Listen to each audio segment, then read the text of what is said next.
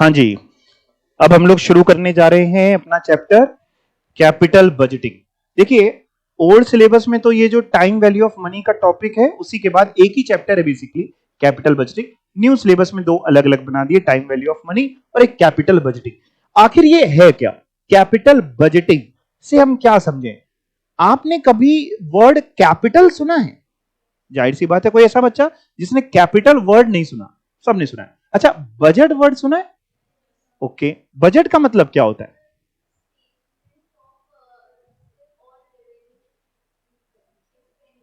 Okay, और कोई बताना चाहेगा बजट का मतलब? बजट का या कोई और वर्ड आपके दिमाग में आता हो? एस्टिमेशन, यानी कैपिटल बजटिंग, कैपिटल का एस्टिमेशन, कैपिटल को बजट करना। आज की तारीख में आप कोई भी बिजनेस करने की सोचेंगे तो सबसे पहली जो रिक्वायरमेंट है वो है कैपिटल की, पैसों की रिक्वायरमेंट है। और नॉर्मली बिजनेस जब करने बैठते हैं तो कैपिटल आज की तारीख में कम चाहिए होती है कि ज्यादा चाहिए होती है? ज्यादा चाहिए होती है। तो कोई भी व्यापारी जब कोई भी बिजनेस के बारे में सोचता है या अगर एग्जिस्टिंग बिजनेस भी है उसको एक्सपेंड करने के बारे में सोचता है तो पहले वो ना चेक करता है, पहले वो कैलकुलेट करता है, पहले वो इवेलुएट करता है कि साहब हम जो पैसा लगाने जा रहे हैं ये फ्रूटफुल होगा भी कि नहीं होगा। मान लीजिए आपने सोचा कि आप कोई बिजनेस करेंगे, किस चीज का बिजनेस करना चाहते हैं? कोई है दिमाग में आपके? नहीं, कुछ बोला आपने, बताइए ना, कोई दिक्कत नहीं। खाने का, आपने कहा भैया हम खाने का बिजनेस करेंगे, बढ़िया, हम क्या कहते हैं एक रेस्टोरेंट खोलेंगे और उसमें लोगों को बढ़िया बढ़िया खाना बना बना करके खिलाएंगे। अब आपने सोचा भाई खाने का बिजनेस खोलेंगे, रेस्टोरेंट खोलेंगे तो एक अच्छा होना चाहिए, बाहर से अच्छा दिखना चाहिए, लोगों को थोड़ा यो टाइप फीलिंग आनी चाहिए, तभी लोग अंदर आएंगे। नहीं, आजकल डिम लाइट कर देते हैं, वो इसलिए भी कर देते हैं कि आपको कॉकरोच मक्खी वगैरह भी ना जल्दी दिखाई दे, ठीक है, लोगों को मजा आता है उसमें, है ना। एक मध्यम मध्यम म्यूजिक रख देते हैं तो लोग भी हाँ हाँ हाँ, जो खिला रहे हैं वो खा रहे हैं। तो खैर, अब आप उसमें बढ़िया इंफ्रा करेंगे, खर्चा होगा, है ना, स्टाफ रखेंगे, वेटर्स रखेंगे, शेफ रखेंगे, साफ सफाई वाला रखेंगे, है ना, प्रीमाइसेस हो सकता है आपने रेंट पे ले या खुद की ले, तो खर्चा है। उसके अलावा आपका किचन होगा, उसमें भी आप इक्विपमेंट्स लगाएंगे ना, ओवन और जो पता नहीं क्या क्या लगता है, चिमनी से लेके क्या क्या खर्चा है। आमतौर पे ये जितने खर्चे होते हैं ना, जो भी कभी बिजनेस करने के लिए होते हैं, ये खर्चे बड़े सोच समझ के करने चाहिए।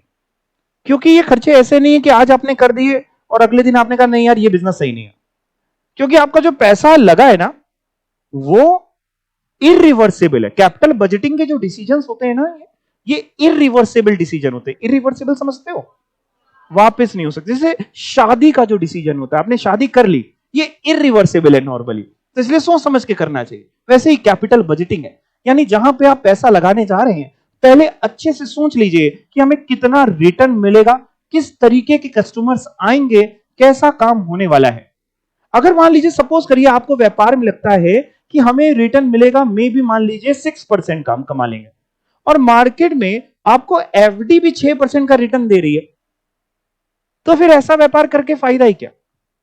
हम बिजनेस करें, रिस्क लें, पेन लें, टाइम लगाएं, रिटर्न है 6% का, मार्केट में एफडीज वगैरह भी करीब 6% का रिटर्न दे रही हैं, तो इंसान को नॉर्मली वैसा व्यापार नहीं करना चाहिए। या फिर मान लीजिए आप व्यापार करने निकले हैं, आपको लग रहा है कि हमें जो कैपिटल चाहिए हम बैंक से लोन लाएंगे या इक्विटी शेयर्स इश्यू करेंगे या प्रेफरेंस शेयर्स या डिबेंचर। आप सभी को पता है कि इन सब के बदले में आपको कोई कॉस्ट चुकानी होगी। इक्विटी शेयर लाओगे, उनको डिविडेंड दोगे, प्रेफरेंस को डिविडेंड दोगे, बैंक से लोन लाते हो, डिबेंचर्स लाते हो, उन पे ब्याज दोगे, कॉस्ट लोगे। अब मान लीजिए आपकी जो weighted average cost of capital आ रही है, ओवरऑल कॉस्ट ऑफ कैपिटल आ रही है, वो आ रही है 10%। जहां से भी फंडिंग लाएंगे उसकी ओवरऑल कॉस्टिंग है 10%। और जिस व्यापार में लगा रहे हैं वहां पे अगर आपको लगता है कि आप कमाएंगे 10% या उससे कम, तो अगेन आपको व्यापार नहीं करना चाहिए। आपको व्यापार तभी करना चाहिए जब आपको लगता है कि नहीं, कॉस्टिंग आ रही है 10%, तो हम 10 से ज्यादा कमाएंगे। जहां पे इन्वेस्ट करेंगे मे बी 12, मे बी 15, या कम से कम 10 तो हमें कमाना पड़ेगा, तभी हम स्टेक होल्डर्स की नीड को पूरा कर पाएंगे। 10 से भी नीचे अगर हम चले गए तो हम लॉस में रहेंगे। इसलिए चैप्टर है कैपिटल बजटिंग का। तो कैपिटल बजटिंग आमतौर पे जितने भी बिजनेसमैन हैं वो नॉर्मली टेक्निक्स को यूज करते हैं। अलग अलग टेक्निक्स हमें यहां पे सिखाई जाएगी। जो लोग कम पढ़े लिखे होते हैं ना, वो भी कहीं ना कहीं मन में ये सारी टेक्निक्स को यूज कर रहे होते हैं, उनको पता नहीं होता एग्जैक्टली कि वो क्या टेक्निक यूज कर रहे हैं। या इवन मान लीजिए आप कल को जॉब करेंगे, जॉब में भी आप एग्जैक्टली तो कैपिटल बजटिंग नहीं लगाएंगे कोई फॉर्मूला, बट इंसान कुछ तो एस्टिमेट कर ही रहा होता है। लेट्स से आप इतना बढ़िया कोर्स कर रहे हैं, इतना टाइम लगा रहे हैं, पेन ले रहे हैं, है ना, पूरे पूरे दिन आप 24 घंटे पढ़ते रहते हैं। हंसी आ गई आपको, हम इतनी सीरियस बात करें, घर वालों को फोन आता है बच्चा बड़ा सीरियस हो गया पढ़ाई को लेके। तो भाई आप इतना पढ़ रहे हैं, तो बदले में आपको कुछ तो रिटर्न चाहिए, बदले में आपको एक अच्छी जॉब अपॉर्चुनिटी, अगर जॉब करना चाहें तो एक अच्छी जॉब चाहिए। अगर इतना पढ़ने के बाद भी मान लीजिए कोई सैलरी दे रहा है 3-4 हजार 5 हजार, तो भाई मतलब ही नहीं है ना, जाहिर सी बात है। तो कहीं ना कहीं इंसान बजटिंग तो लगाता ही है कि हमने जो इन्वेस्ट किया, आपने क्या इन्वेस्ट किया, अपना टाइम, अपना ये प्रीशियस समय, जिस समय लोग कॉलेज में क्या कहते हैं घूम रहे होते हैं, पढ़ रहे होते हैं, कैंटीन में बैठे होते हैं, उस समय आप ये जवानी का समय वापस नहीं आता। हाँ सच है ये, लेकिन आप वो अच्छे बच्चे हैं जिन्होंने सब कुछ त्याग करके इन कोर्सेज को चुन लिया, कॉलेज लाइफ आपने त्याग दी, है ना। तो आप जो ये पेन ले रहे हैं, दिन रात एक कर रहे हैं, पढ़ाई कर रहे हैं, इसके बदले में आपको रिटर्न चाहिए ना। आपको भी चाहिए कि हाँ बढ़िया पैकेज आपका लग जाए, अच्छी जगह पे आप प्लेस हो जाए, एसी केबिन में जाके ऑफिस में बैठे, बढ़िया टाई लगा करके बैठे। तो वो सब इंसान को चाहिए, कैपिटल बजटिंग है। व्यापारी को भी चाहिए कि हम जो पैसा लगा रहे हैं हमें रिटर्न चाहिए, हम जो पेन ले रहे हैं। हमें इस चैप्टर में बहुत सारी टेक्निक सिखाई जाएंगी, और ये चैप्टर एग्जाम के लिए, चाहे ओल्ड सिलेबस हो चाहे न्यू सिलेबस हो, बहुत इंपॉर्टेंट चैप्टर है। तो चलिए शुरुआत करते हैं। नॉर्मली इस पे प्रैक्टिकल क्वेश्चंस ज्यादा बनते हैं, और शुरुआत करते हैं इस चैप्टर में क्या क्या मिलने वाला है। सबसे पहले जरा यहां पे आते हैं, यहां से शुरुआत करी इन्होंने, और देयर लिखा है there are 2 types of expenditure. आमतौर पे 2 तरीके के खर्चे होते हैं। सर कौन कौन से? एक कैपिटल एक्सपेंडिचर होता है और एक रेवेन्यू। हम लोग इस चैप्टर में केवल कैपिटल एक्सपेंडिचर की बात करेंगे, रेवेन्यू एक्सपेंडिचर की बात हम लोग नहीं करेंगे, क्योंकि वो रोजमर्रा के खर्चे हैं, ठीक है ना। कैपिटल एक्सपेंडिचर जो है बेसिकली वो एक आपका बड़ा अमाउंट है। Revenue expenditure is required for day to day operating requirement, जबकि capital expenditure is incurred in making investment in fixed asset. अलग अलग लोगों ने कैपिटल एक्सपेंडिचर या कैपिटल बजटिंग के बारे में क्या कह रखा है। कैपिटल बजटिंग एक लॉन्ग टर्म प्लानिंग है। आज जो आप व्यापार शुरू कर रहे होते हैं, कोई भी व्यापारी जब व्यापार शुरू करता है ना, तो उसको यह पता होता है कि हमें 2 4 5 साल 10 साल मेहनत करनी पड़ेगी और अपना नाम बनाना पड़ेगा, क्योंकि इनिशियल ईयर्स में प्रॉफिटेबिलिटी उतनी नहीं होती। आपको अपना नाम, अपनी गुडविल थोड़ी थोड़ी करके क्रिएट करनी होती है, मार्केट तक अपने आप को पहुंचाना होता है, तब आप जाके उसके फ्रूट्स ले सकते हैं। तब जाकर के जॉब में क्या है, जॉब में तो आपको पहले महीने से आपके अकाउंट में सैलरी आने लग जाएगी। तो कैपिटल बजटिंग एक लॉन्ग टर्म प्लानिंग है, जहां पे आप क्या कर रहे हैं, for making and financing propose जो आपके कैपिटल आउटले हैं। कैपिटल आउटले मतलब होता है, आउटले मतलब आउटफ्लो, जो कैपिटल हमारी जाएगी उसके लिए हमने आज कैपिटल लगा रहे, लेकिन एक लॉन्ग टर्म दिमाग में एक फोकस रखा है कि भैया भविष्य में कमाएंगे इससे। Capital budgeting involves planning of expenditure. काहे के लिए एक्सपेंडिचर कर रहे हैं? फॉर एसेट्स, बदले में मशीन्स वगैरह खरीद के ला रहे हैं। क्यों खरीद रहे हैं सर मशीन? रिटर्न्स चाहिए from which we will realize in future time period. यहां तक बात आपको समझ में आ गई। Capital budgeting consist in planning the development of available capital. जो आपके पास अवेलेबल कैपिटल है उसको ऐसे डेवलप करो कि आपका मैक्सिमाइज हो जाए लॉन्ग टर्म प्रॉफिटेबिलिटी, ज्यादा से ज्यादा आप प्रॉफिट यानी रिटर्न कमा पाओ। यानी जो पैसा आप लगा रहे हो उससे कोशिश करो जितना ज्यादा कमा पाओ, वो आपका कैपिटल बजटिंग है। In general, we can say capital budgeting is the decision regarding investment of fund in fixed asset. Capital budgeting का मतलब ही यही है, क्योंकि जो लॉन्ग टर्म में पैसा लगा रहे फिक्स्ड एसेट्स वगैरह खरीदने में, वो है आपका कैपिटल बजटिंग। अच्छा, इंपॉर्टेंस की बात करें कैपिटल बजटिंग, देखिए कैपिटल बजटिंग में एक तो भैया हाई इन्वेस्टमेंट लग रही है, 10 20 50 हजार नहीं लग रहे हैं, लाखों रुपए लग रहे हैं या करोड़ों रुपए लग रहे हैं, जैसा भी व्यापार आप खोल रहे हैं। इसलिए जरूरी है कि पहले सोच समझ के काम करें। दूसरा, इरिवर्सिबल नेचर का है। आप आगे बढ़ गए, पैसा लगा दिया, फिर आप ये बैक नहीं हो सकते कि हम ये काम नहीं करेंगे या हमसे ये काम नहीं हो पा रहा है। परमानेंट कमिटमेंट है। आपने व्यापार किया तो क्या आप करके आराम से शांति से बैठ जाएंगे? रोज आपको मेहनत करनी पड़ेगी, रोज आपको समझना पड़ेगा, तभी इंप्लॉय भी काम करेगा। अगर आप मेहनत नहीं करेंगे, आप ध्यान नहीं देंगे, तो इंप्लॉय तो और ध्यान नहीं देगा। परमानेंट कमिटमेंट है, लॉन्ग रन इफेक्ट है। आपने हो सकता है कहीं से लोन वगैरह ले रखा हो, आप व्यापार नहीं कर पाएंगे तो पैसा कैसे चुकाएंगे। अभी बीच में हाल ही में एक न्यूज भी आई थी कि वो एक डायरेक्टर था, पता नहीं क्या नाम था, मैं भूल गया, उसने सुसाइड कर लिया। उसने लाखों का लोन ले रखा था, बड़ा फेमस डायरेक्टर था मूवी का। कौन था, आपको याद है नाम? कौन सी पिक्चर ने डायरेक्ट करी थी?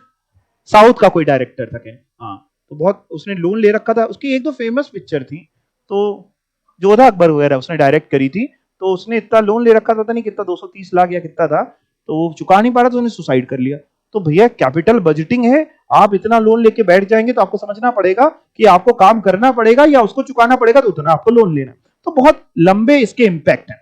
इसके अलावा अगर मैं बात करूं तो कैपिटल बजटिंग का क्या प्रोसेस है। कैपिटल बजटिंग में बेसिकली ये लोग कहना चाहते हैं कि करीब इसमें 5 स्टेप इन्वॉल्व हैं। अगर आप ये देखें 1 2 3 4 5, ऊपर से पढ़ता हूं फिर एक बार समझा भी दूंगा। कैपिटल बजटिंग प्रोसेस में involve a number of steps depending upon कि साइज क्या है आपके कंसर्न का, कितना बड़ा व्यापार है, नेचर क्या है आपके व्यापार का। जाहिर सी बात है, अगर आप मान लीजिए पावर प्रोजेक्ट लगा रहे हैं तो नेचर बहुत बड़ा है, उसमें रिटर्न्स बहुत बाद में मिलेंगे। अगर आप मान लीजिए कोई इंसान चाट का ठेला लगा रहा है तो उसमें रिटर्न जल्दी मिलेंगे। सुबह इन्वेस्टमेंट करी, आलू वगैरह खरीदा, चटनी बनाई, शाम को लोग आकर के आपके गंदे गंदे हाथों से खा जाएंगे, उसको पैसा दे जाएंगे। कॉम्प्लेक्सिटीज कितनी है, डाइवर्सिटीज कितनी है, वो आपको देखनी पड़ेंगी। तो अगर बात करें तो बेसिकली कैपिटल बजटिंग में 5 स्टेप्स इन्वॉल्व हैं। एक है प्रोजेक्ट जनरेशन। प्रोजेक्ट जनरेशन का मतलब सबसे पहले तो आपके दिमाग में यह आना चाहिए कि कौन सा काम हम करने वाले हैं और उसमें कितनी कैपिटल की रिक्वायरमेंट लगेगी।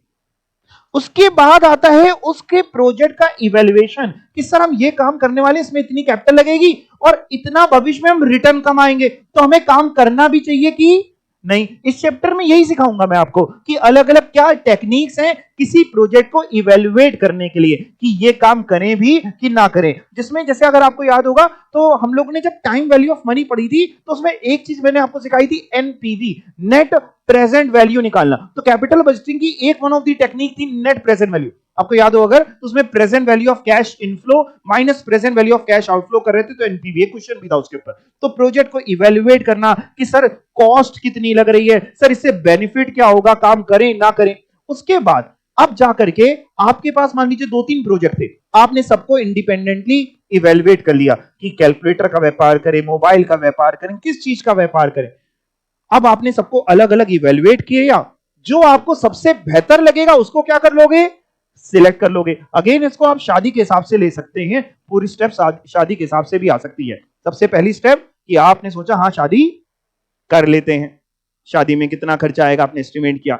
उसके बाद अब आपने अपने लिए वर या वधू एज पर योर चॉइस, आज की तारीख में तो अब कोर्ट भी कह रहा है जो आपकी मर्जी हो, वो आपने ढूंढना शुरू किया। अब आपके जो जो ऑप्शंस हैं, अब सबसे तो करनी नहीं वाले, आप समझ रहे हैं बात को, है ना। तो पहले इवैल्यूएट किया, फिर उसमें से जो भी आपको सबसे अच्छा लगा उसको क्या किया, सिलेक्ट कर लिया, और फिर जाकर के वो पंडित जी ने सुहा सुहा करके आपकी करवा दी शादी, फेरे वेरे करा दिए। फिर फॉलो अप, हाँ, वक्त वक्त बेवक्त में आपको घुमाने ले जाना पड़ेगा, रेस्टोरेंट में खाना खिलाना पड़ेगा, है ना, सॉरी बोलना पड़ेगा। तो वो सब फॉलो अप है अगर आप चाहते हैं कि कंटिन्यू रखना। ये सब मैं मजाक करता हूं तो लोग मेरे ऊपर मत लेना, हाँ, मतलब हम ही को घर से निकलवा दो बाहर। कहां कहां पे कैपिटल बजटिंग के डिसीजंस यूज होते हैं, देखो एक तो नया व्यापार करने निकले हैं तो यूज होते ही हैं। इसके अलावा अगर आपका एग्जिस्टिंग बिजनेस है और आप उसको क्या करना चाहते हैं, एक्सपेंशन करना चाहते हैं, एक्सपेंड करना चाहते हैं, आपके पास 2 मशीन है, आप एक आधी मशीन और खरीदना चाहते हैं, तो पहले इंसान सोचेगा ना कि हम खरीदें ना खरीदें, इससे क्या एक्स्ट्रा रेवेन्यू होगा क्या नहीं होगा। रिप्लेसमेंट डिसीजन, अब आप देख रहे हैं टेक्निक्स कितनी तेजी में चेंज हो रही है। मान लो आप आईटी सेक्टर को बिलोंग करते हैं, आपने कंप्यूटर्स, लैपटॉप्स ये सब लगाए हुए हैं, और मार्केट में नई टेक्नोलॉजी के लैपटॉप्स आ गए, तो आपको रिप्लेस करने पड़ेंगे, क्योंकि अगर आप रिप्लेस नहीं करोगे तो कहीं ना कहीं आप पीछे रह जाओगे। आपके कंप्यूटर अगर उतनी तेजी में प्रोसेसिंग नहीं कर रहे हैं जितनी बाहर वाले कर रहे हैं, आप उतनी तेजी में इंफॉर्मेशन नहीं दे पाओगे। जैसे आपने कभी जस्ट डायल में कॉल किया है, जस्ट डायल सुना है आपने? जस्ट डायल में वो 88 करके शायद 10 टाइम्स उनका नंबर है, कॉल करते ही एक बेल नहीं जा पाती है, वो उठा करके, और अगर आप एक बार पहले कर चुके तो आपके नाम से बोलते हैं, यस मिस्टर विक्की, आप समझिए कितना ऑल ओवर इंडिया कितना उन्होंने लगा रखा होगा, कितनी टीम बैठी हुई होगी। फिर जैसे ही आपने पूछा कि हमें प्लम्बर के नंबर दे दीजिए, कहते पिन कोड बताइए, सर आपको भेज दिया, व्हाट्सएप कर दिया। एनी अदर इंफॉर्मेशन नहीं, थैंक, ओके, बात खत्म। मैकडी, आप देखिए कितने लोग, तो आपको अपने प्रोसेस को तेज करना है तो आपको पुरानी चीजों को बदल के नया रखना पड़ेगा। रिप्लेसमेंट डिसीजन कि पुरानी मशीन हटा दें, नई मशीन ले आए। तो नई मशीन कई बार क्वालिटी अच्छी भी करती है, क्वांटिटी भी ज्यादा बना देती है, और कई बार सेफ्टी पैरामीटर्स पे भी देखते हुए, क्या मान लीजिए पुरानी मशीन ज्यादा पॉल्यूशन करती है, नई मशीन कम करती है। कार की ही बात कर लीजिए, तो अब जो नई टेक्नोलॉजी से बन रही है या अब इलेक्ट्रिक व्हीकल्स आ रहे हैं तो पॉल्यूशन वगैरह कम कर रहे हैं, तो बहुत सारी चीजें उसमें काम आ सकती है। रिप्लेसमेंट डिसीजन, बाई और लीज डिसीजन, आपको कोई मशीन चाहिए, अब दो तरीके, या तो उसको खरीद लीजिए या लीज पे ले लीजिए। दोनों के अपने एडवांटेज हैं, डिसएडवांटेज हैं। मान लीजिए एक बैंक है, बैंक को एक जनरेटर चाहिए, जेनसेट चाहिए, तो या तो बैंक जनरेटर खुद का खरीद ले या किसी से कॉन्ट्रैक्ट करके लीज पे ले ले। एडवांटेज डिसएडवांटेज क्या है? खुद का खरीद लेंगे तो अपना खुद का एसेट है, आप इनकम टैक्स में डेप्रिसिएशन वगैरह भी क्लेम कर लेंगे खर्चों के तौर पे, है ना। लेकिन खुद के खरीदने में सिरदर्दी है, कल को खराब हो गया, फिर बंद पड़ा है, खसाई कराओ, ये कराओ, वो कराओ। किराए पे ले लेंगे, फायदा ये है कि भैया उसी की हेडेक है, हमें तो चाहिए, तो आउटपुट वही मिलेगा। बत्ती जाएगी तो आपका जो भी लाइट है वो चलेगी उतनी ही तेज। ऐसा नहीं कि आपका खुद का होगा तो बहुत अच्छी चलेगी और लीज का होगा तो खराब चलेगी, बट कॉस्टिंग पैरामीटर्स पे दोनों अलग है। तो बाई और लीज डिसीजंस के कंपैरिजन में इक्विपमेंट के चॉइस के लिए, आपको मशीन खरीदनी है पेन बनाने की, अब मार्केट में आप गए, एक तरीके की मशीन थोड़ी ना होगी, अलग अलग। जैसे आपको मान लीजिए छोटा एग्जांपल लेते हैं, मान लो आपको घर में एक वॉशिंग मशीन खरीदनी है, तो वॉशिंग मशीन आप मार्केट में जाएंगे, अलग अलग तरीके की मिलती है ना, केजी के हिसाब से, किसी में ऊपर से कपड़े डालो, किसी में से नीचे से डालो, किसी में खुद नहा लो, ठीक है। तो अब वो अलग अलग रेट की है, अलग अलग लाइफ है उनकी, अलग अलग उसमें आप आउटपुट जनरेट कर सकते हैं, उसको आप चुन लीजिए। या आपको अपने प्रोसेस को इंप्रूव करना है कि भैया हम अपनी क्वालिटी इंप्रूव करना चाह रहे हैं, एक और चीज क्वालिटी चेकअप लगाना चाह रहे हैं, उसमें आप काम कर सकते हैं। तो कैपिटल बजटिंग अलग अलग जगह पे यूज हो सकती है। अब आपका चैप्टर बेसिकली यहां से आते हैं, थोड़ा थोड़ा यहां सीखते हैं। कॉस्ट एंड बेनिफिट्स, ये दोनों अपोजिट वर्ड्स हैं, बट जब भी आते हैं तो दोनों साथ में आते हैं, क्योंकि कोई भी इंसान कॉस्ट लगा रहा होता है तो उसको बदले में क्या चाहिए?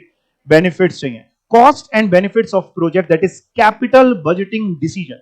For a capital budgeting decision, it is required to identify कि क्या कॉस्ट है, क्या बेनिफिट्स हैं जो एक प्रोजेक्ट में इन्वॉल्व है। These cost and benefits are termed as cash flow. जो भी कॉस्ट या बेनिफिट है ये कैश फ्लो, कॉस्ट जो होती है वो बन जाती है कैश आउटफ्लो, और बेनिफिट जो होते हैं वो बन जाते हैं cash inflow, that is both inflow as well as outflow. तो हम जस्टिफाई कर सकते हैं such cash flow in terms of cost and benefit as follows. जैसे कि कैश आउटफ्लोज कौन कौन से होंगे? जो पैसा गया, इनिशियल इन्वेस्टमेंट्स आपने जो करी, या इनिशियल आउटले बोल लीजिए, मशीन वगैरह खरीदने में जो पैसा गया वो है आउटफ्लो। तो सर इनफ्लो क्या होगा? जो हर साल आप कमाएंगे, एनुअल कैश इनफ्लो, या टर्मिनल कैश इनफ्लो। टर्मिनल समझते हैं एंड में, जब आपकी मान लीजिए प्रोजेक्ट की लाइफ है 5 साल, तो 5 साल बाद आप जब मशीन बेचेंगे तो कुछ स्क्रैप वैल्यू भी आपको मिल जाएगी। तो जहां जहां से, इन शॉर्ट जहां जहां से पैसा मिलने वाला है वो सब है इनफ्लो, और जहां जहां पे जाने वाला है वो सब है आउटफ्लो। इनिशियल इन्वेस्टमेंट में जैसे किस तरीके के खर्चे होते हैं, इनिशियल इन्वेस्टमेंट या outlay. When a project is launched, there are so many expenditure are made to acquire that, hence all expenditure, सारे खर्चे जो इंकर्ड कर रहे हैं जीरो टाइम पीरियड में। जीरो टाइम पीरियड वही T0, यानी T0 मैंने आपको समझाया था टाइम वैल्यू ऑफ मनी में। T0 मतलब आज, T1 होता है टाइम 1 ईयर 1 जो था ना, फर्स्ट ईयर का एंड, T2 होता है सेकंड ईयर का एंड। तो 0 ईयर पीरियड मींस आज, प्रेजेंट। तो कह रहे हैं बहुत सारे खर्चे आज करने पड़ते हैं, that is that initial stage करने पड़ते हैं फिक्स्ड एसेट वगैरह में, जिसको हम इनिशियल इन्वेस्टमेंट करते हैं। जैसे कि कॉस्ट ऑफ द प्रोजेक्ट, यानी एसेट वगैरह को खरीदेंगे उसका खर्चा। Opportunity cost of the asset, ये क्या है सर अपॉर्चुनिटी कॉस्ट?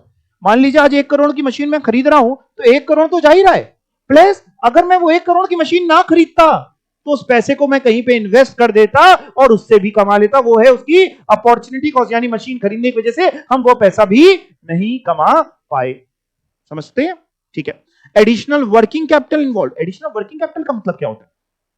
सपोज करिए आप कोई प्रोडक्ट बनाते हैं, आपका बिजनेस है, आप कोई प्रोडक्ट बनाते हैं, मान लीजिए आप बिस्किट बनाते हैं, आपने अभी 2 मशीन्स लगा रखी हैं, बिस्किट्स बनाते हैं।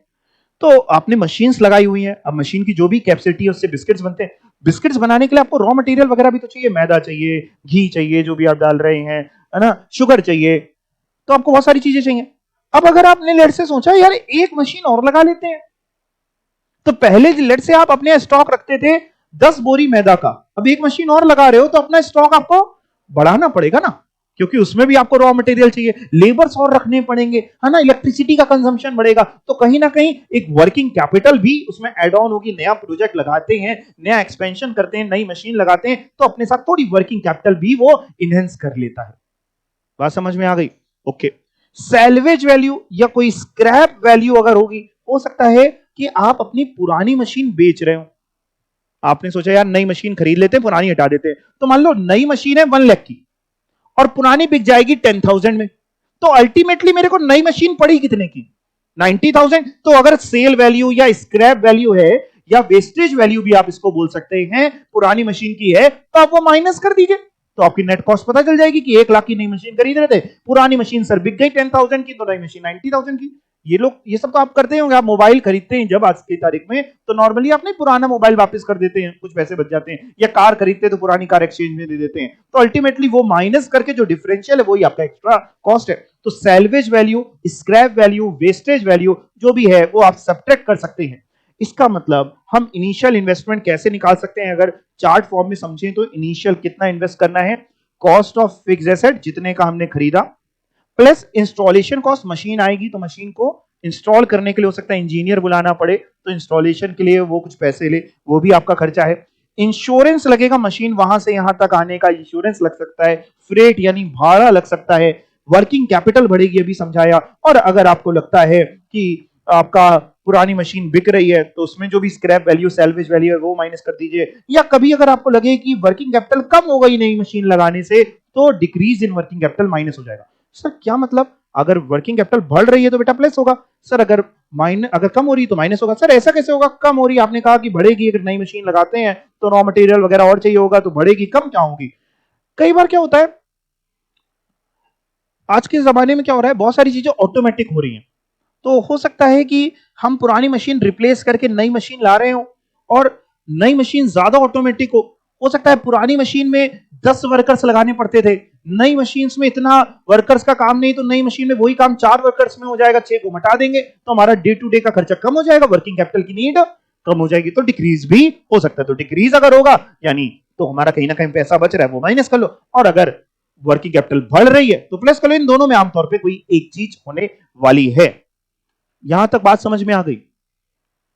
अच्छा, आप लोग जब छोटे थे तो आप लोगों ने प्रॉफिट एंड लॉस अकाउंट बनाया होगा, ट्रेडिंग पीएनएल वगैरह। चिंता ना करो, अगर कोई साइंस साइड का है तो मैं बनवा नहीं रहा हूं, इवन कॉमर्स वाले भी चिंता कर रहे हैं कि आप तो है नहीं, हमको चिंता मत करो, बनवा कुछ नहीं रहे हैं, कुछ नहीं नोट कर रहे हैं, हम तो बस केवल एक चीज पूछ रहे हैं कि जो भी प्रॉफिट एंड लॉस जैसे आता है ना, यहां हम लोग बाई खर्चे लिखते हैं, मैं पीएनएल बोलता हूं ना आज की तारीख में, तो I mean trading as well.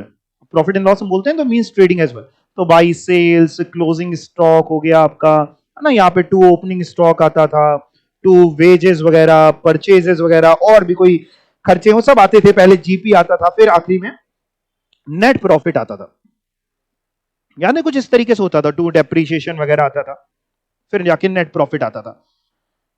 मान लो एक छोटी सी फिगर अगर ले लें, मान लीजिए किसी की सेल है 100 रुपए की, क्लोजिंग स्टॉक है 20 रुपए का, छोटी छोटी फिगर ले ले रहे हैं, ओपनिंग स्टॉक है 5 रुपए का, वेजेस मान लेते हैं 5 रुपए की, परचेजेस 5 रुपए की हैं, डेप्रीशिएशन मान लो 2 रुपए का है, तो वो नेट प्रॉफिट कैसे निकालेगा? वो क्या करता था, टोटल करता था यहां से 120, और इसका जो ज्यादा आता था टोटल वो दोनों साइड लिख देता था 120, और 120 में ये जो 120 है इसमें से ये माइनस कर देता था, तो बैलेंसिंग फिगर नेट प्रॉफिट, अगर इन तीनों का चारों का टोटल करें 5, 10, 15 टू 17, अगर 120 में हम 17 रुपए हटा भी दें तो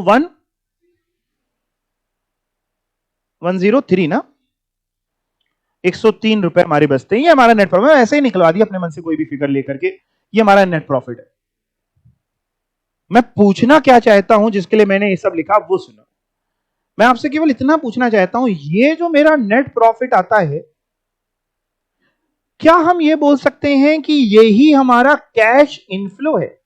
क्या हम इस नेट प्रॉफिट को कैश इनफ्लो बोल सकते हैं? मतलब मेरा क्वेश्चन सिंपल है कि क्या net profit and cash inflow is one and the same thing, कि कोई अंतर होगा? नेट प्रॉफिट और कैश इनफ्लो, क्या दोनों एक ही चीज होती होगी कि दोनों में अंतर होता होगा? अगर थोड़ा सा दिमाग लगाएं, क्या थोड़ा बहुत कुछ आप बता सकते हैं कि नेट प्रॉफिट और कैश इनफ्लो? देखिए, आप जब नेट प्रॉफिट निकालते हैं तो आप उसमें से डेप्रीशिएशन भी माइनस करते हैं, जबकि डेप्रीशिएशन एक नॉन कैश एक्सपेंडिचर होता है। नॉन कैश एक्सपेंडिचर मतलब किसी को देना तो होता नहीं भाई। आज हमने मशीन खरीदी तो आज मशीन का, बिल्कुल आप सही बोल रहे हैं कि अलग अलग होता है। आज मशीन अगर हमने खरीदी है तो मशीन का जो पैसा हमने दिया वो दे आए। 1 लाख की मशीन खरीदी, 1 लाख का पैसा आज ही दे आए। अब उस पर हर साल लेट से 10,000 का डेप्रीशिएशन लग रहा है, तो वो 10,000 हमें किसी को देने तो ना जाने पड़ते हैं कि लो मशीन वाला कहता है 10,000 लाओ हमको और लाओ 10,000। वो तो हम एक बुक्स में एक खर्चा एलोकेट कर रहे होते हैं उस मशीन का। यानी जो डेप्रीशिएशन वगैरह तरीके के आइटम होते हैं ये नॉन कैश एक्सपेंडिचर होते हैं। नॉन कैश समझ गए कि देने नहीं पड़ते। तो नेट प्रॉफिट और कैश इनफ्लो में अंतर होता है। नेट प्रॉफिट में क्या होता है, नॉन कैश एक्सपेंडिचर भी माइनस होते हैं। तो अगर मैं नेट प्रॉफिट में non cash expenditure add back कर दूं तो मेरा कैश इनफ्लो आ जाता है। यानी मैं अगर इसी क्वेश्चन में कैश इनफ्लो निकालने की कोशिश करूंगा तो मैं कहूंगा कि मेरा जो कैश इनफ्लो है वो है 103 प्लस 2, दैट इज 105। ये एक छोटा अंतर होता है नेट प्रॉफिट और कैश इनफ्लो में। कैश इनफ्लो में non cash expenditure add back हो जाते हैं, दोबारा वापस ऐड कर दिया था, क्योंकि पहले माइनस होते हैं तो बाद में ऐड कर दिया था। जैसे टैक्स, इनकम टैक्स। अब बताओ, इनकम टैक्स कैश एक्सपेंडिचर होता है कि नॉन कैश एक्सपेंडिचर होता है? मतलब देना पड़ता है कि सिर्फ बुक्स में लिखना पड़ता है? देना पड़ता है, तो इनकम टैक्स तो माइनस होगा लेकिन बाद में ऐड बैक नहीं होने वाला। ठीक है ना, इतनी बात आपको समझ में आई? तो अगर कभी भी हमको कैश इनफ्लो निकालना है तो इसका एक छोटा सा सिंपल सा तरीका क्या होता है, मैं आपको बिल्कुल बेस से समझाऊं। देखिए, एक चीज होती है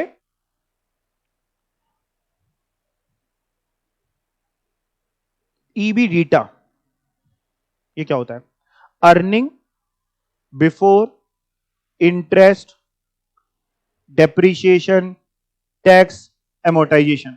या इसको आप आईडी को कुछ लोग ऐसे भी लिख देते हैं, ईबीडीआईटी है। बट दैट इज, अभी डेप्रीशिएशन नहीं माइनस हुआ है। क्या नहीं माइनस हुआ? इंटरेस्ट नहीं माइनस हुआ और टैक्स। जैसे आपको ईबीआईटी तो मैंने सिखाया है ना। ईबीआईटी क्या होता है?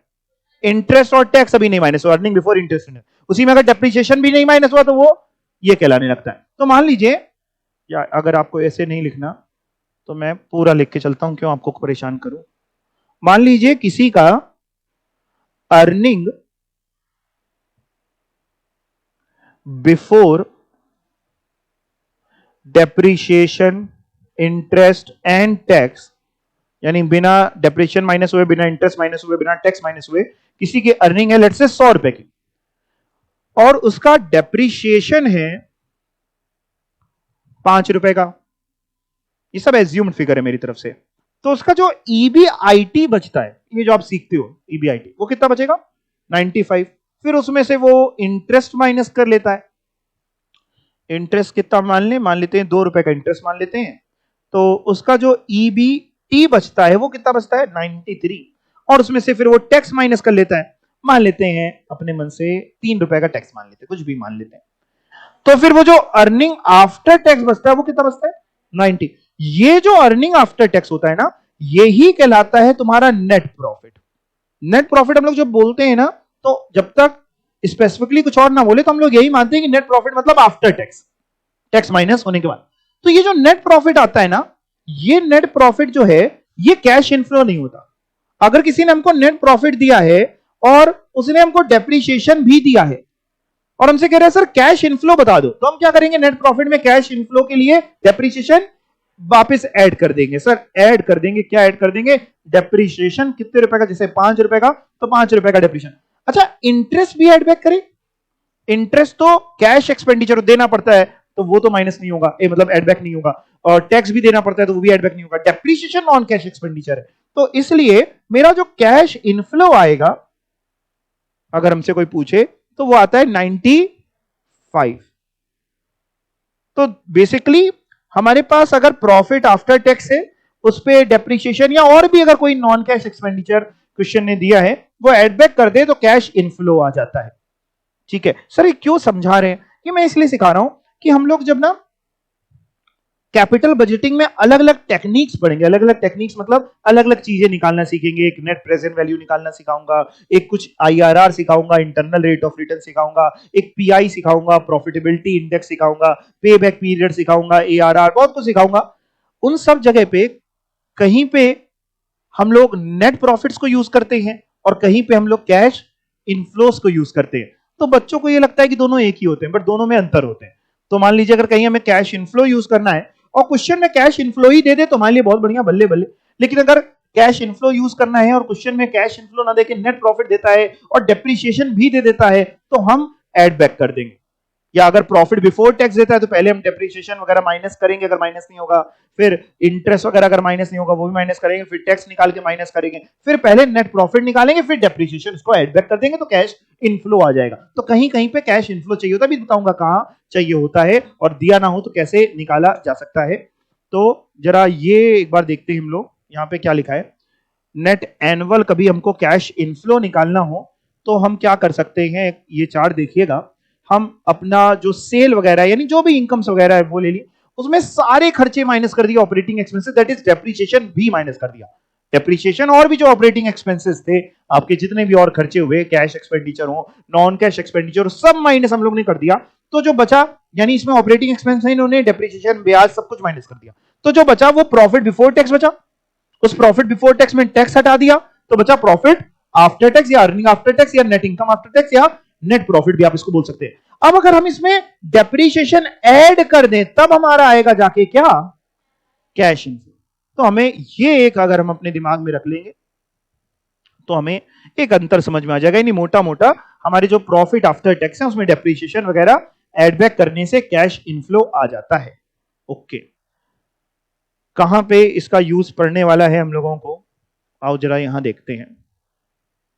बेसिकली आपका चैप्टर अगर मैं सही से कहूं आपसे तो यहां से शुरू हो रहा है। ऐसा नहीं कि ऊपर वाला पूरा काटना है, लेकिन फॉर्मुलेज वगैरह और मेथड्स वगैरह, टेक्निक्स वगैरह यहां से शुरू हो रही है कि कैपिटल बजटिंग में क्या क्या टेक्निक्स हैं।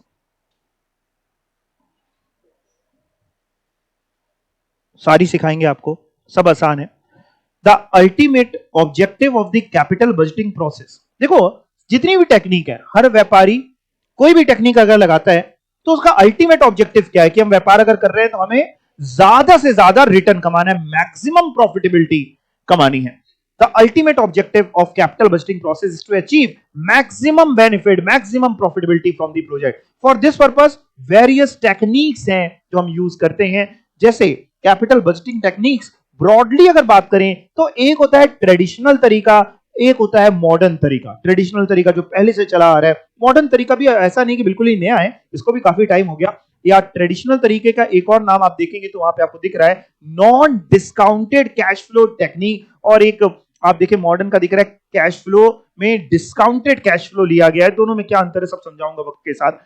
ट्रेडिशनल के अंदर कह रहे हैं दो चीजें सिखाएंगे, एक पेबैक पीरियड निकालना सिखाएंगे और एक आपको ARR that is average rate of return सिखाया जाएगा। मॉडर्न के अंदर तीन चीजें आपको सिखाई जाएंगी, एनपीवी सिखाएंगे, नेट प्रेजेंट वैल्यू जो आपको आती भी है थोड़ी सी, IRR सिखाएंगे और आपको प्रॉफिटेबल इंडेक्स सिखाएंगे, पीआई, या इसको हम लोग प्रॉफिटेबिलिटी इंडेक्स भी बोलते हैं। प्रॉफिटेबल इंडेक्स बोल लीजिए या प्रॉफिटेबिलिटी इंडेक्स बोल लीजिए, या इसको BCR के नाम से भी जाना जाता है, benefit cost ratio. BC method लिखा है या ज्यादातर लोग इसको BCR बोलते हैं, बेनिफिट कॉस्ट रेशियो। दोनों एक ही चीज है, क्या होगा सब समझेंगे। सबसे पहले मैं शुरुआत करूंगा पेबैक पीरियड से। कहां से हम लोग शुरू करेंगे, पेबैक। यानी ट्रेडिशनल में यानी नॉन डिस्काउंटेड कैश फ्लो में भी ये पढ़ने जा रहे हैं, बहुत इजी होता है। अगर एग्जाम में आ गया तो आपकी किस्मत जो है खुल जाएगी और एग्जाम में आने के चांसेस रहते हैं। नाम क्या है, पेबैक पीरियड। पहले नाम को समझिए, पेबैक पीरियड, नाम में ही सब कुछ है। नाम समझ में आ गया, सब कुछ है। कभी भी कोई भी व्यापारी कोई भी पैसा जब इन्वेस्ट करता है तो वो ये जानना चाहता है कि हमारा ये पैसा, आज मान लीजिए हम कोई व्यापार में 10 लाख रुपए लगा रहे हैं तो हम जानना चाहते हैं कि 10 लाख रुपए जो हमने लगाए हैं ये पैसे कितने साल में रिकवर हो जाएंगे।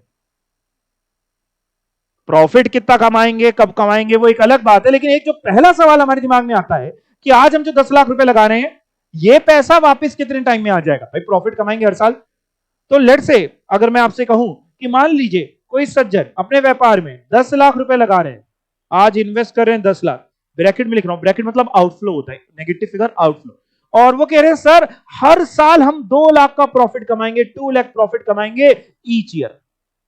इनफ्लो कमाएंगे 2 लाख का कैश इनफ्लो मान लेते हैं, 2 लाख रुपए का हर साल, अगले 20 सालों तक सर कमाने वाले हैं, 2 लाख का इनफ्लो कमाएंगे अगले 20 सालों तक, हर साल 2 लाख रुपए। लेकिन सर हम ये जानना चाहते हैं कि मेरे ये 10 लाख रुपए कितने टाइम में रिकवर हो जाएंगे, ये पैसा कितने टाइम में पे बैक हो जाएगा, वापस आ जाएगा, ये पे बैक आप बता सकते हैं क्या? 10 लाख रुपए आज लगा रहे हैं, 2 लाख रुपए हर साल कमाओगे, कितने टाइम में 10 लाख रुपए आप कमा लोगे, रिकवर हो जाएगा आपका? 5 साल। आ गया आपको पे बैक पीरियड। मैंने आपको कोई फॉर्मूला नहीं सिखाया किसी भी तरीके का, क्योंकि पे बैक पीरियड निकालना बड़ा आसान है। पे बैक पीरियड सिंपली मींस कि आपकी अपनी कैपिटल जो आपने इन्वेस्ट करी है वो कितने टाइम के अंदर वापस आ जाएगी। ठीक है, थोड़ी सी थ्योरी पढ़ते हैं फिर क्वेश्चंस पे दोबारा आएंगे। पे back period, when one invest an amount in any type of investment, जब भी कोई पैसा आप किसी भी तरीके की इन्वेस्टमेंट में लगाते हैं कोई भी इंसान, तो उसको हमेशा क्या चिंता है, ही और she always worries about the length of time for getting invested money back, कि हमारा पैसा कितने टाइम में हमें वापस मिल जाएगा। Same happens in a firm too, मान लो कोई फर्म है, कोई कंपनी है, तो वो भी जानना चाहती है कि हमने आज जो पैसा लगाया ये कितनी जल्दी हमारा पैसा रिकवर हो जाएगा, वापस मिल जाएगा। When A firm goes to invest an amount in purchasing any fixed, जैसे कोई भी पैसा कमा रहे हैं तो इट एक्सप्लोर ऑल्टरनेटिव जो अवेलेबल है मार्केट में, जिससे उसको जल्दी पैसा उनका रिकवर हो जाए, वापस मिल जाए। आप जरा बताइएगा, मान लीजिए जैसे आपने यहां पे कहा कि 10 लाख रुपए हम लोग लगा रहे हैं, हर साल 2-2 लाख रुपए का इनफ्लो है, और हमारा पैसा हमें पे बैक पीरियड जो आपने बिना किसी फॉर्मूले के बता दिया, अभी मैं आपको फॉर्मूला सिखाना भी नहीं चाह रहा हूं, आपने कहा कि सर 5 साल में हमारा पैसा हमें रिकवर हो जाएगा। हमको एक बात बताओ, पेबैक पीरियड, तुक्का मारना अभी सिखाया नहीं लेकिन आपका तुक्का हो सकता है सही बैठ जाए। पेबैक पीरियड जितना ज्यादा आए उतना हमारे लिए अच्छा होगा, ये टाइम जितना ज्यादा आए उतना हमारे लिए अच्छा होगा, कि जितना कम आए उतना हमारे लिए अच्छा होगा? कितने लोग कह रहे जितना कम आएगा उतना हमारे लिए अच्छा है? आप सब ठीक है, आप सबको सब पता है, कैपिटल बजटिंग आप पढ़े ना पढ़े आपको आती है, इसका मतलब जाहिर सी बात है पेबैक पीरियड जितना कम होगा उतनी जल्दी हमारा पैसा रिकवर होगा। तो कभी भी अगर हमें मान लीजिए 2 प्रोजेक्ट को इवेलुएट करना है on the basis of payback period, 2 अलग अलग प्रोजेक्ट है, एक प्रोजेक्ट ए एक प्रोजेक्ट बी, और हमसे क्वेश्चन पूछ रहा है कि दोनों में कौन सा प्रोजेक्ट अच्छा है, आप बताइए on the basis of payback period, तो हम दोनों का अलग अलग पेबैक पीरियड निकालेंगे, और जिसका पेबैक पीरियड कम आएगा हम कहेंगे ये प्रोजेक्ट आपके लिए अच्छा है। जरा पढ़ के देखते हैं। In this process, payback period is most identified and popular method of capital budgeting to evaluate the proposal। जो भी आपके पास अलग अलग प्रपोजल्स हैं उनको इवेल्युएट करने के लिए आप पेबैक पीरियड को यूज कर सकते हैं फॉर कैपिटल एक्सपेंडिचर के पर्पस के लिए। Payback period is that time in which net cash inflow from investment recovers the cost of investment. यानी पेबैक पीरियड वो समय है, फिर से पढ़िएगा, पेबैक पीरियड वो समय है जिसमें आपका जो इनफ्लो होगा वो रिकवर हो जाएगा। क्या रिकवर कर देगा? आपकी जो इन्वेस्टमेंट लगी थी। The payback period is the duration to recover initial cost of the project. Under this method, proposal जो आप सिलेक्ट करेंगे which are time conscious, जो लोग टाइम कॉन्शियस हैं वो कौन सा प्रोजेक्ट चुनेंगे जिसमें कम पेबैक टाइम आए, यानी the project which will take least time to pay back the amount invested will be preferred. If number of proposals आपके पास अगर अवेलेबल हैं तो आप क्या कर सकते हैं, these will be ranked on the basis of their estimated time consumption। यानी जिसका टाइम कम है, जिसका पेबैक पीरियड कम है, उसको आप रैंक 1 दे सकते हैं, जिसका पेबैक पीरियड उससे ज्यादा उसको रैंक 2, जिसका और ज्यादा रैंक 3, यानी 4-5 प्रोजेक्ट है तो आप उसके हिसाब से रैंकिंग पेबैक पीरियड के हिसाब से कर सकते हैं, जिसका पेबैक पीरियड कम उसकी रैंक 1। ठीक है ना? अब मैं आपको वापस जरा इस एग्जांपल में लेके चलता हूं। जैसे मैंने आपसे कहा कि 10 लाख रुपीस हमने लगाए हैं, हर साल 2 लाख रुपए का कैश इनफ्लो, और आपने कहा पेबैक पीरियड है 5 साल का। अगर मैं इसमें थोड़ा सा फेरबदल कर दूं तो देखते हैं आप क्या बताते हैं। आंसर आपने सही बताया था, लेकिन अगर मान लीजिए 2 लाख ना होता, हर साल 1 लाख रुपए का इनफ्लो होता, तो कितने साल का पेबैक पीरियड होता? तो 10 साल का होता। Very good, very good. अच्छा, एक और एग्जाम्पल आपके साथ टेस्ट करते हैं, देखते हैं। मान लीजिए हम एक प्रोजेक्ट लगा रहे हैं अगेन, जिसमें हमारा जो ईयर जीरो में, यानी आज हमारा जो आउटफ्लो है लेट्स से 10 लाख का ही है, और हमें जो इनफ्लो मिलने वाला है, काम करते हैं यहां पे एक कॉलम ईयर का छोटा सा बना देते हैं, और ये हम बना देते हैं बगल वाला जो कॉलम है कैश फ्लोज का। सर कैश फ्लो मतलब आउटफ्लो की इनफ्लो? मैंने कुछ नहीं लिखा जानबूझ के। जब हम एडिंग डालते हैं कैश फ्लोज तो इसमें हम इनफ्लो भी लिख सकते हैं, आउटफ्लो भी लिख सकते हैं। ब्रैकेट में लिखा होगा तो ऑटोमेटिकली बन जाएगा आउटफ्लो, और अगर ब्रैकेट में नहीं होगा तो वो ऑटोमेटिकली इनफ्लो। और ईयर जीरो का मतलब होता है प्रेजेंट, ईयर वन लिखूंगा तो इसका मतलब फर्स्ट ईयर एंड, सेकंड लिखूंगा तो सेकंड ईयर एंड। तो मान लीजिए ईयर जीरो पे इतना लग रहा है, ईयर वन पे हमको मिलने वाला है कहीं से 1 लाख रुपए, ईयर टू में हमको जो इनफ्लो आएगा वो 2 लाख का आएगा, ईयर थ्री में भी 2 लाख का इनफ्लो आएगा, ईयर फोर की अगर हम बात करते हैं तो मान लीजिए 4 लाख का हमारा इनफ्लो है, ईयर फाइव में अगेन 1 ही लाख कमा पाएंगे, ईयर सिक्स में हम 6 लाख कमा लेंगे, और ईयर सेवन में हम 3 लाख कमा लेंगे। ये हमारे कैश फ्लोज हैं।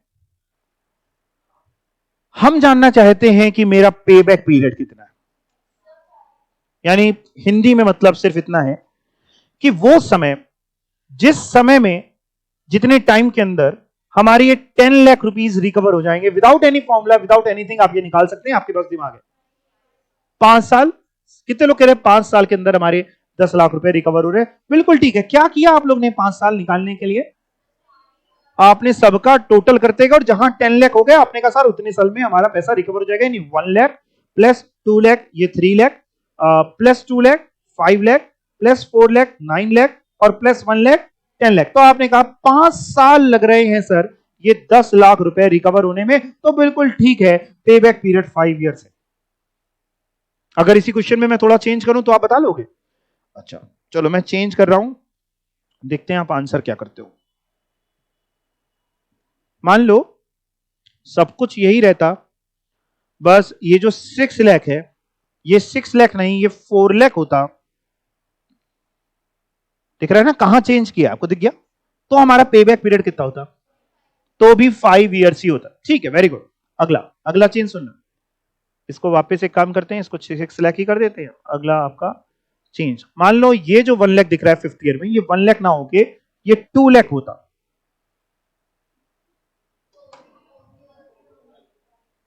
तो हमारा पे बैक पीरियड कितना होता?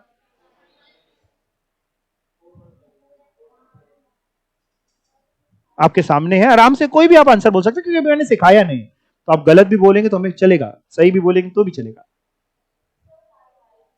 क्या एग्जैक्टली 5 ईयर्स? नहीं, एग्जैक्टली 5 नहीं, तो ठीक है। अगला अगला 5 एग्जैक्टली नहीं आ रहा, 5 से ज्यादा आएगा आपको लगता है कि 5 से कम होगा? 5 से कम रहेगा पे बैक पीरियड। अच्छा 4 से ज्यादा, 5 से कम, बट कितना? अगर एग्जैक्ट की बात करें तो कितना? कैसे निकाले, देखो मैं आपको सिखाता हूं, मैं आपको समझाता हूं, बहुत इजी तरीका। 4 साल में टोटल कितने पैसे रिकवर हो गए? 4 साल में, पहले बताओ 4 साल का टोटल करो। 9 लाख रिकवर हो गए भाई, ये जो इनका टोटल है जितना ये बॉक्स में मैं आपके लिए कर रहा हूं 9 लाख। हमें रिकवर करने थे 10 लाख रुपए, 9 लाख उसमें से रिकवर हो गए, और कितने रिकवर करने हैं? 1 लाख। फिफ्थ ईयर में हमने कमाया कितना? 2 लाख, यानी पूरा 1 साल लगा। फिफ्थ ईयर मतलब वो खुद का 1 साल होगा ना, पूरा 1 साल लगा। वो पांचवा जो साल था वो पूरा 1 साल लग गया हमको 2 लाख कमाने में, या ऐसे लिखें 2 लाख कमाने में कितना लग गया? 1 साल लग गया 2 लाख कमाने में। तो हमें कमाने कितने थे, और कितने कमाए कि 10 लाख हो जाए? 1 लाख। तो 2 लाख रुपए अगर हमने 1 साल लगा दिया कमाने में, जो फिफ्थ ईयर में कमाया, तो 1 लाख रुपए कितने टाइम पीरियड में हमने कमाए होंगे? 6 मंथ्स में। यूनिटरी मेथड से निकाल सकते हैं, कैसे? 1/2 लाख इंटू 1 लाख। अगर आप सॉल्व करें इसको तो 0.5 ईयर कर लीजिए, डिवाइड कर लीजिए आप करके बताइए। 0.5 ईयर आएगा, 0.5 ईयर, 0.5 ईयर। अगर मंथ्स में कन्वर्ट करना हो तो आप इसको इंटू 12 कर सकते हैं ना, 1 साल में 12 महीने होते हैं, तो मंथ्स में कन्वर्ट करने के लिए इंटू 12 यानी 6 मंथ्स।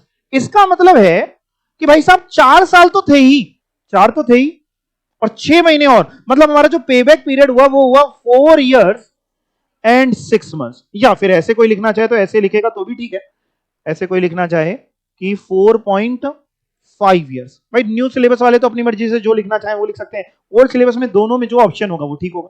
4 इयर्स 6 मंथ्स बोले तो भी एक बात है, 4.5 साल बोले तो भी एक बात है। यानी हम लोग ने किया क्या, फिर से समझिए हमने क्या किया। हमने कुछ नहीं किया, हमने कहा हमें 10 लाख रुपए रिकवर करने हैं, कितने साल में रिकवर हो जाएंगे। ऊपर से जब हम टोटल कर रहे थे तो 4 साल तक का तो जो टोटल बन रहा था 1 lakh plus 2 lakh 3 lakh plus 2 lakh 5 lakh plus 4 lakh 9 lakh.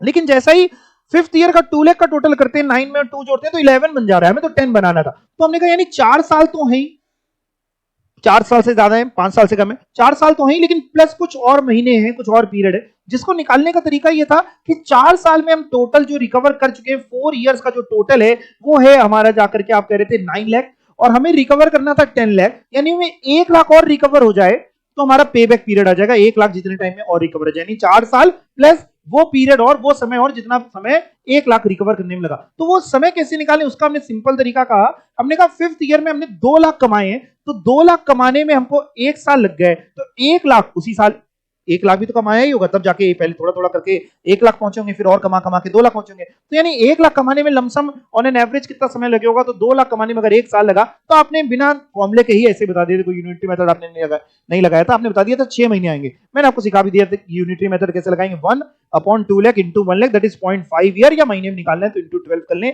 That is 6 months.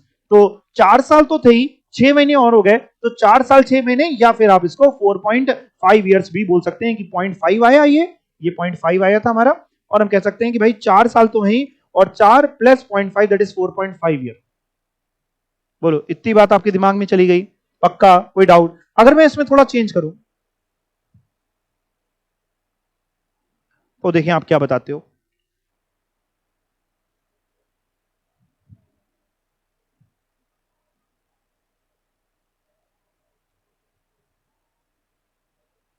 बताओ जरा, ये तो ओरिजिनल पहुंच गया, ठीक है, अब बताना, अब बताओ। 4 इयर्स, 4 इयर्स पेबैक पीरियड, पक्का सभी को दिख रहा है 4 ईयर? अच्छा,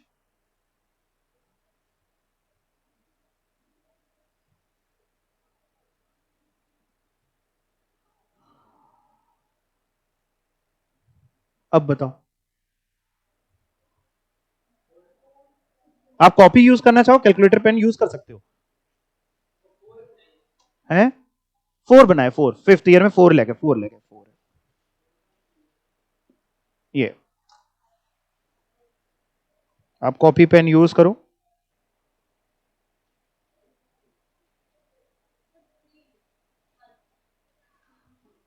मतलब जैसे हमने ये ऐसे बताना बेटा, जैसे हमने ये वाला बताया था 4 ईयर एंड 6 मंथ्स, वैसे ही आप भी बताना पूरा 4 इयर्स एंड 3 मंथ्स। और अगर ऐसे बताओ तो फिर कितना, जैसे ये था ना 4.5 ईयर, तो 4.3 आएगा।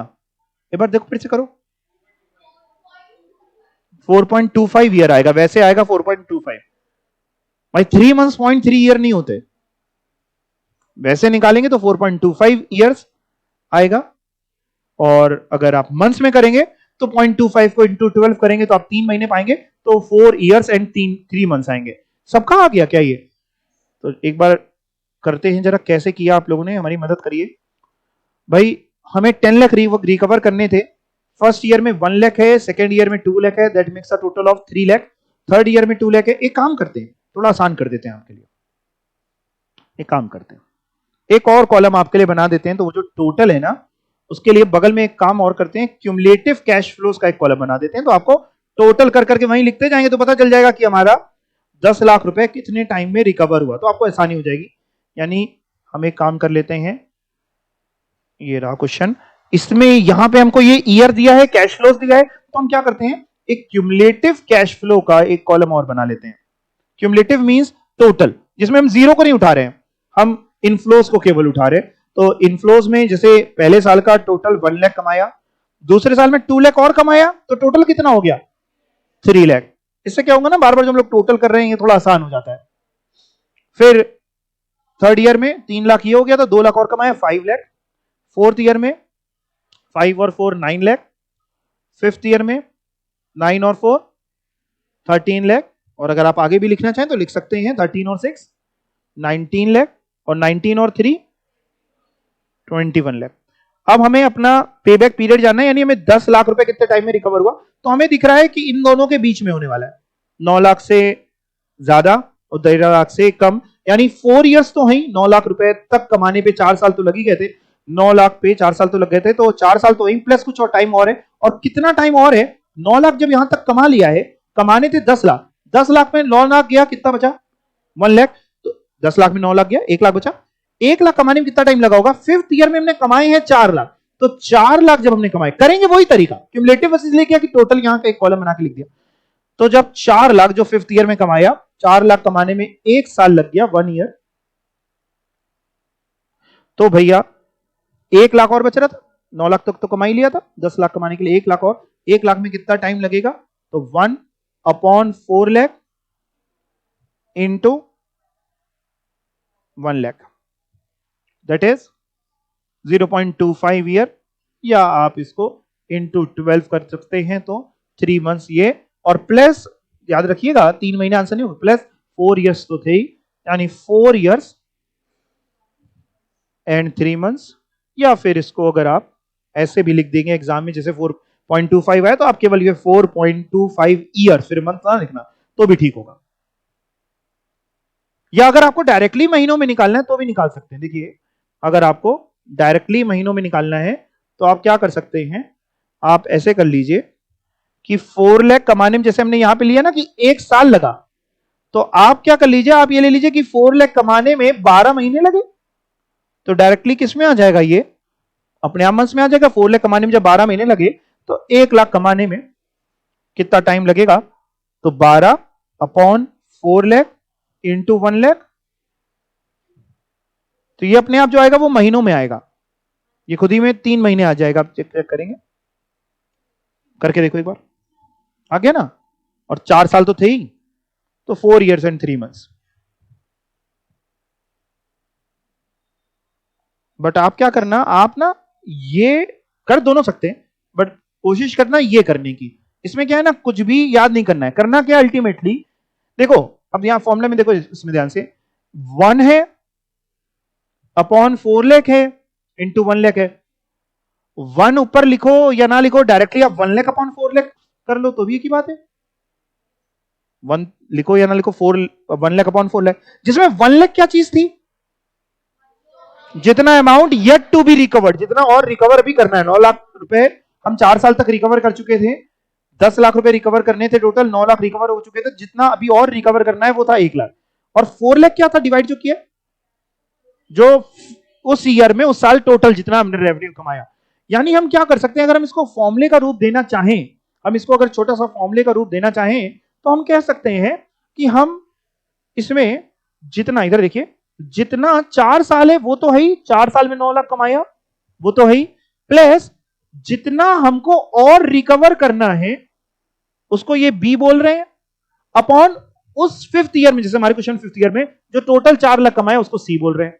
यानी हम लोग अगर ये फॉर्मूले में समझें तो ये जो ई है ये है 4 साल, प्लस ये जो बी है ये 1 लाख और रिकवर करना बचा था 4 साल के बाद भी, 1 लाख रुपए और रिकवर करना बचा था, 9 लाख रुपए रिकवर हो गए थे, 10 लाख रुपए में 1 लाख रुपए और रिकवर करना बचा था, डिवाइड बाई जो 5वें साल में टोटल कमाया 4 लाख। तो अगर हम ये करेंगे तो आपको होता है ये 0.25 हो जाएगा, 4 प्लस 0.25 यानी 4.25 ईयर्स आ जाएगा। तो जिसको ये, इस 4 को ये ई बोल दे रहे हैं, देखो ई क्या बोल रहे हैं, number of years immediately preceding the year of final recovery. Final recovery से पहले 10 लाख रुपए जो रिकवरी से पहले जस्ट कितने साल हो रहे थे, तो 10 लाख रुपए रिकवरी हो नहीं पा रही थी, 9 लाख तक कितने साल हो रहे थे, जस्ट 4 साल। तो ई जो है वो 4 साल है, कि 4 तो है प्लस कुछ साल और है। अब समझे, ई का मतलब कि जितने साल तो है, 4 साल तो है प्लस कुछ और। ठीक है ना, और प्लस कितना, और बी क्या है, बैलेंस अमाउंट जितना still to be recovered, 1 lakh और रिकवर करना है। सी क्या है, cash flow during the year of final recovery, final recovery 5th year में हो रही है, तो उस फाइनल ईयर में 5th ईयर में टोटल कितनी रिकवरी हुई है, टोटल तो उसने कमाया 4 लाख, तो टोटल 4 लाख से डिवाइड करेंगे। अगेन अगर आप ये फॉर्मूला भूल जाना तो परेशान मत होना, ये फॉर्मूला कुछ नहीं है, लॉजिक बताया मैंने आपको, उसके बाद ये फॉर्मूला बना दिया लोगों ने, ये इसलिए कि जिनको फॉर्मूला ही चाहिए होता है उनके लिए फॉर्मूला, बाकी तो आपने ओरली जैसे निकाला है, निकालना वही है। हाँ, न्यू सिलेबस में अगर आप करें तो फॉर्मूला लिख के करें, तो उसमें बढ़िया प्रेजेंटेशन के साथ नंबर मिलेंगे। ओल्ड सिलेबस में आंसर चाहिए उसको, मैं क्वेश्चन करता हूं, आंसर नहीं देखिएगा, ठीक है ना, सिर्फ क्वेश्चन पढ़िएगा। क्वेश्चन पता है कितना है, क्वेश्चन केवल इतना है, यहां से लेके पे बैक पीरियड हमें कैलकुलेट करना है इतना, बाकी फिर आंसर है। तो क्वेश्चन केवल इस लाइन में है, हम लोग खुद की कोशिश करेंगे, फिर आंसर मिला लेंगे। आप project with an outlay, outlay means outflow of 12,000 yields, yields मतलब होता है रिटर्न, जो हमको वापस करेगा, यील्ड करेगा, कमाएगा, ₹2,000, ₹3,000, ₹4,000, 6,000 respectively in first, second, third and fourth year. यानी पहले साल का कैश इनफ्लो है 2,000, दूसरे साल का है 3,000, तीसरे साल का है 4,000 और चौथे साल का है 6,000, और आज जो आउटफ्लो है वो 12,000 का है। पे बैक पीरियड कितना होगा ये आपको बताना है, नीचे आंसर मत देखिएगा, अपना करिए, कॉपी पेन आप कैलकुलेटर जो यूज करना है आराम से करिए, take your own time, 5, 10, 15, 20 minute जितने लगाने हो, कोई जल्दी नहीं है, हमें बिल्कुल जल्दी नहीं है कि कौन बच्चा जल्दी बताएगा कौन बाद में, सब पहुंच जाए मंजिल पे, कोई जल्दी पहुंच जाएगा कोई लेट पहुंच जाए, है जी। 3.5 ईयर्स, वेरी गुड, मतलब मैं वेरी गुड इसलिए बोल रहा हूं कि आपने कुछ बताया, आंसर देख मैं भी निकाल लूं, फिर एक बार मैं बता पाऊंगा कि आपने ठीक बताया कि नहीं बताया। आप लग तो रहा है इसकी सही बता रही हैं।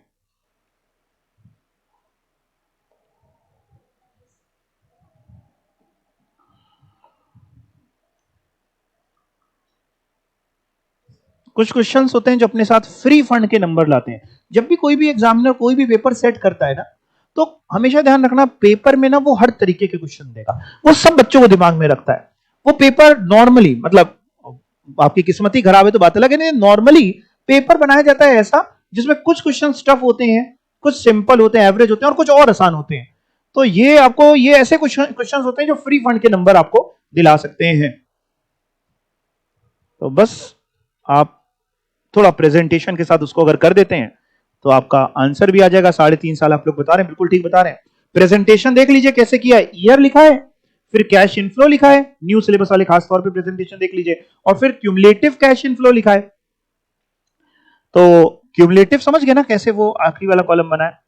तो आप देखें तो 3 साल तक 9,000 रुपए रिकवर हो चुके थे, हमें रिकवर करने थे 12,000, तो 3 साल तक 9,000 हो रहे थे। अच्छा, चौथे साल जो है उसका 6,000 अगर जोड़ दे तो 15 पहुंच जा रहा था, तो हमें तो चाहिए था 12, तो हमें समझ में आ गया 3 और 4 के बीच का मामला है, यानी 3 से ज्यादा होगा पे बैक पीरियड और 4 से कम होगा, 3 ईयर से ज्यादा होगा 4 से कम होगा। उसका तरीका क्या था, जो फॉर्मूला ऊपर था आपको दिख रहा है, ये ई प्लस बी अपॉन सी, ई 3 साल तो है ही प्लस बी अपॉन सी, बी क्या है, 3 साल तक जितना रिकवर हो गया वो, और माइनस 12,000, मतलब 12,000 माइनस 9,000, टोटल कितना रिकवर करना बच रहा है, 3,000। तो बी है जितना और रिकवर करना बच रहा है, 12,000 रुपए टोटल रिकवर करना था, 3 साल तक जो रिकवर हो गया वो 9,000, तो 12,000 माइनस 9,000 ये भी है। सर सी क्या होता है, सी होता है चौथे साल में टोटल जितना कमाया, in the year of final recovery total कितना कमाया, चौथे साल में जो कमाया वो ये कमाया आपने 6,000 रुपए, तो ये आपका है 6,000। इसको आपने जब किया तो फिर इन्होंने देखो यहां पे इन्होंने ये एक छोटा सा इंटू 12 यहीं कर दिया, आप देख रहे हैं, इंटू 12 नहीं दिखा आपको, देखो एक कट क्यों गया, रुको, हाँ ये इंटू 12, पता है इंटू 12 करके हुआ क्या, ये जो पोर्शन है ये इतना, ये अपने आप किसमें कन्वर्ट हो गया होगा, मंथ्स में, तो इसलिए इनका ये 6 महीने आया, 3 साल प्लस 6 महीने से लिख दिया। अगर आप इसको इंटू 12 ना करें तो भी कुछ गलत नहीं है, इंटू 12 नहीं करेंगे तो फिर आपका आएगा 3.5 ईयर्स आंसर, ये भी आपका सही है जो आपने बताया है।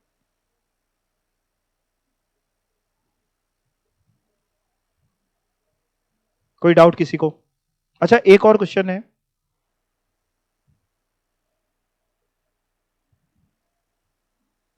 ये पढ़ना, ये क्वेश्चन है, आप project with an initial outlay of 20,000, initially जो आउटले आउटफ्लो जो पैसा जाएगा 20,000 का, यील्ड्स एनुअल कैश इनफ्लो, हर साल कैश इनफ्लो मिलेगा, कितना मिलेगा सर? 5,000 फॉर 7 ईयर, 7 साल तक मिलता रहेगा 5,000। पे बैक पीरियड आपको बताना है, यानी 20,000 रुपए आज लगा रहे हैं, हर साल कमाएंगे 5,000, 7 साल तक कमाएंगे। आपको बताना है 20,000 रुपए कितने टाइम पीरियड में रिकवर हो जाएंगे? 4 साल। इसमें आप देखिए तो कोई आपको बहुत ज्यादा E plus B upon C करने की जरूरत ही नहीं पड़ी, 4 साल डायरेक्टली, क्योंकि यहां पे आप देखें तो कैश इनफ्लोज सेम थे, यूनिफॉर्म थे। तो कैसे 4 साल कैसे बताया आपने? क्या किया? डिवाइड कर दिया, 20,000 डिवाइड बाई 5,000, या आपने ऐसे 5,000 5,000 5,000 को 4 बार प्लस किया, या 20,000 डिवाइड बाई 5,000 भी कर देंगे तो भी 4 साल आ जाएंगे। यानी जब आपका कैश इनफ्लो यूनिफॉर्म होगा, इवन कैश इनफ्लो होगा, तो पेबैक पीरियड आप कैसे निकाल सकते हैं? पेबैक पीरियड को इन्होंने पीबीपी, पे बैक पीरियड को शॉर्ट में लिखा है। क्या कर लीजिए? Initial investment upon net annual cash inflow. तो initial investment 20,000, annual cash flow जो आप कमाएंगे 5,000, तो 4 साल। बट ये तभी करेंगे जब हर साल कैश इनफ्लो आपका यूनिफॉर्म है, 5,000 कमा रहे तो 5,000। अगर हर साल अलग अलग है, हर साल अलग अलग है, अनइवन कैश फ्लोज हैं, तो फिर आपको ये लगाना है। और एग्जाम में अगर पूरा कुछ भी फॉर्मूला भूल जाएं तो आप बिना फॉर्मूले के भी, आपने अनइवन में भी बता दिया था, इवन में भी बता दिया था। ये जो हम लोग पेबैक पीरियड निकालते हैं, इसमें हम लोग ये देखते हैं कि हमारा जो कैश आउटफ्लो हुआ वो कितने टाइम में रिकवर हो जाएगा, नहीं कितने टाइम में वो कैश इनफ्लो के रूप में वापस आ जाएगा। मतलब हमें जो इनफ्लोस चाहिए वो कैश इनफ्लोस चाहिए, नेट प्रॉफिट्स नहीं चाहिए। क्या चाहिए हमें पेबैक पीरियड में? Cash inflow. तो कभी अगर आपको नेट प्रॉफिट दे दे और डेप्रिसिएशन दे दे, तो आप, net profit means profit after tax, तो नेट प्रॉफिट दे दे और डेप्रिसिएशन दे दे, तो डेप्रिसिएशन पहले से माइनस हो चुका होगा, हम क्या करेंगे? हम उसको एड बैक कर देंगे ताकि हमारा कैश इनफ्लो आ जाए, जो कि हमारे पास एक क्वेश्चन है इलस्ट्रेशन 1, हालांकि थोड़ा सा अधूरा है, इसमें पहले एक लाइन जोड़ देते हैं 12% पर एनम, इसके बाद एक लाइन छपनी रह गई है ऑन ₹5 लाख, इतनी एक छोटा सा ये जोड़ देते हैं। अब पढ़ते हैं जरा क्वेश्चन को।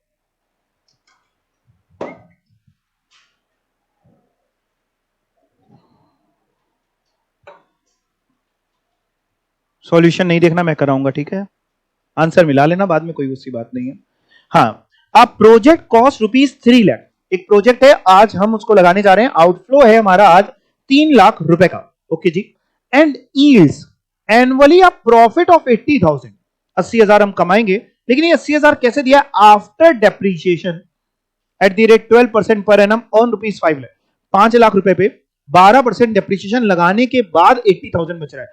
तो डेप्रीशिएशन तो हम लोग आराम से निकाल लेंगे, 5 लाख रुपए के एसेट रहे हैं, 12% डेप्रीशिएशन का रेट है, 5 लाख का 12%, करो जरा, 5 लाख का 12%, 60,000, मतलब 60,000 का डेप्रीशिएशन लगाया गया होगा, तब 80,000 का प्रॉफिट बचा है, नेट प्रॉफिट। तो कैश इनफ्लो कितना होगा?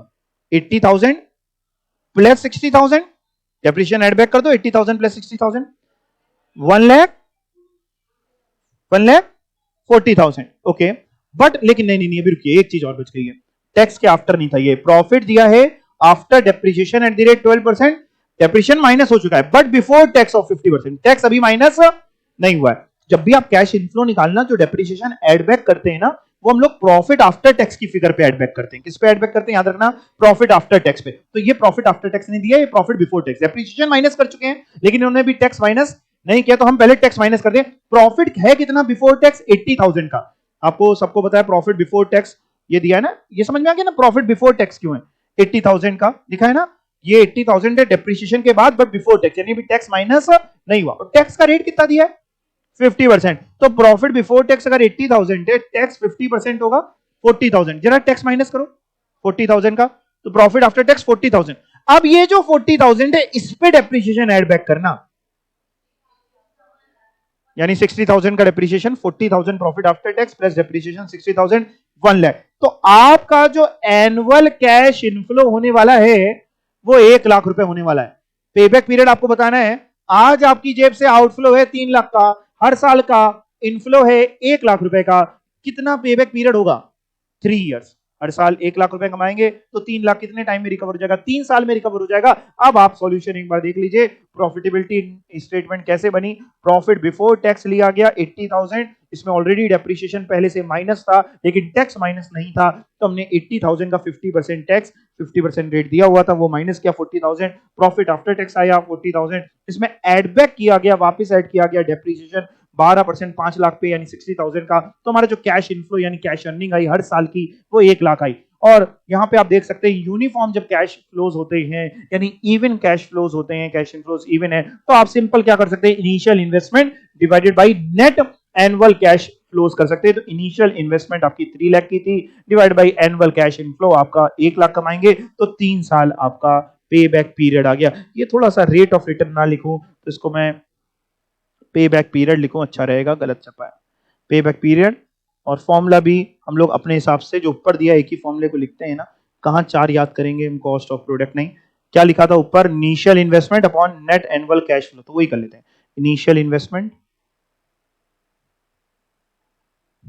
अपॉन एनुअल कैश फ्लोज लिखा हुआ है, नेट कर दो, और इनफ्लो वर्ड लिखना हो तो लिखो, ना लिखना हो तो ना लिखो, ऊपर नहीं लिखा था, कुछ भी आप कर सकते हो।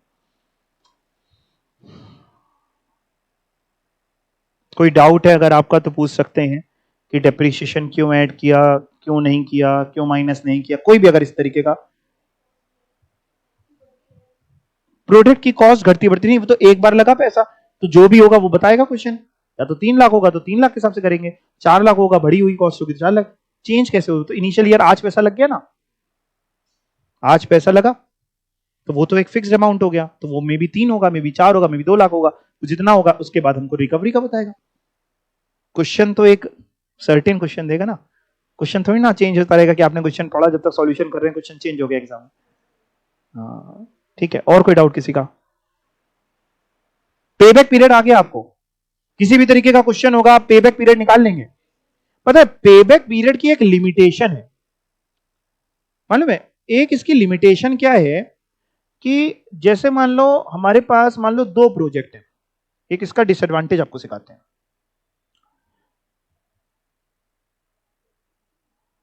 एक है प्रोजेक्ट ए और एक है प्रोजेक्ट बी, हमें दोनों का पेबैक पीरियड निकालना था, और लेट्स से ईयर है, कैश फ्लोज हैं, ईयर 0 में इसमें भी 10 लाख लग रहे हैं और इसमें भी कितने रुपए लग रहे हैं, मान लो 10 ही लाख रुपए इसमें भी आउटफ्लो है, और जो इनफ्लोज दिए हुए हैं वो ऐसे दिए हुए हैं, ईयर 1 2 3 4 5 6, और कितने कितने इनफ्लोज हैं, लेट्स से 2 लाख, 3 लाख, 4 लाख, 1 लाख, और 5th ईयर में कुछ नहीं, 6th ईयर में कुछ नहीं, 4 ही साल की लाइफ है। और प्रोजेक्ट बी में जो इनफ्लोज हैं वो थोड़े कम है,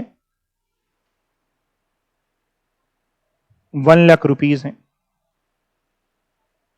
2 लाख है, 3 लाख हैं, 4 लाख हैं, 4 भी नहीं मानते और कम ही मान लेते, चलो 1 ही लाख मान लेते हैं इसको भी। 5th ईयर में 2 लाख है, फिर 3 लाख है, और मान लेते हैं और साल भी जोड़ लेते हैं,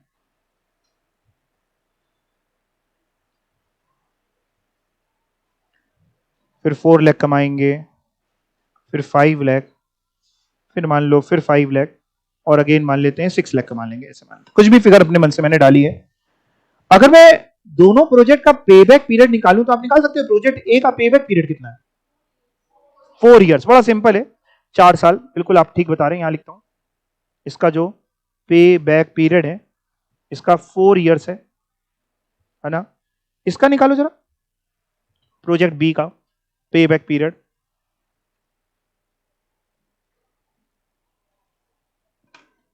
थोड़ा बड़ा कर दें आपको दिख जाए, ताकि इजी कर दें क्या आपके लिए, इजी कर देते, आप टेंशन ना लो, इजी कर, मैं क्वेश्चन इजी कर दे रहा हूं, आप टेंशन ना लो, मेरे को पे बैक पीरियड तो मैंने आपको सिखाई दिया है, जो कॉन्सेप्ट सिखा रहा हूं इजी कर दिया क्वेश्चन, अब निकालो, मैंने चेंज किया थोड़ा सा, एक बार देख लेना।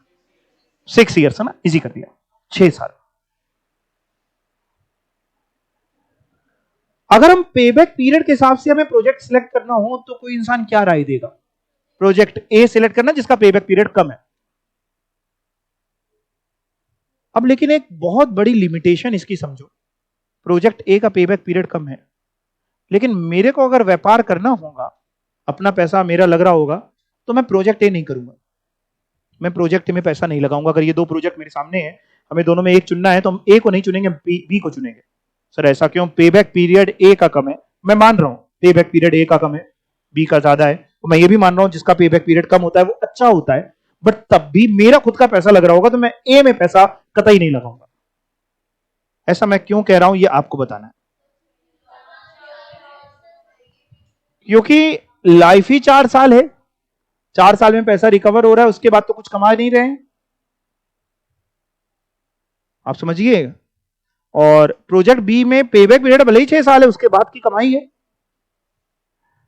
तो पेबैक पीरियड की एक लिमिटेशन क्या है? पेबैक पीरियड केवल यह बता देता है कि कितने साल में हमारा पैसा रिकवर हो जाएगा, उसके आगे क्या होगा पेबैक पीरियड उस पर ध्यान नहीं देता। हो सकता है उसके आगे तुम कुछ कमा ही ना रहे हो, बिजनेस ही बंद हो जाए, क्योंकि प्रॉफिट तो उसके बाद होना शुरू होंगे।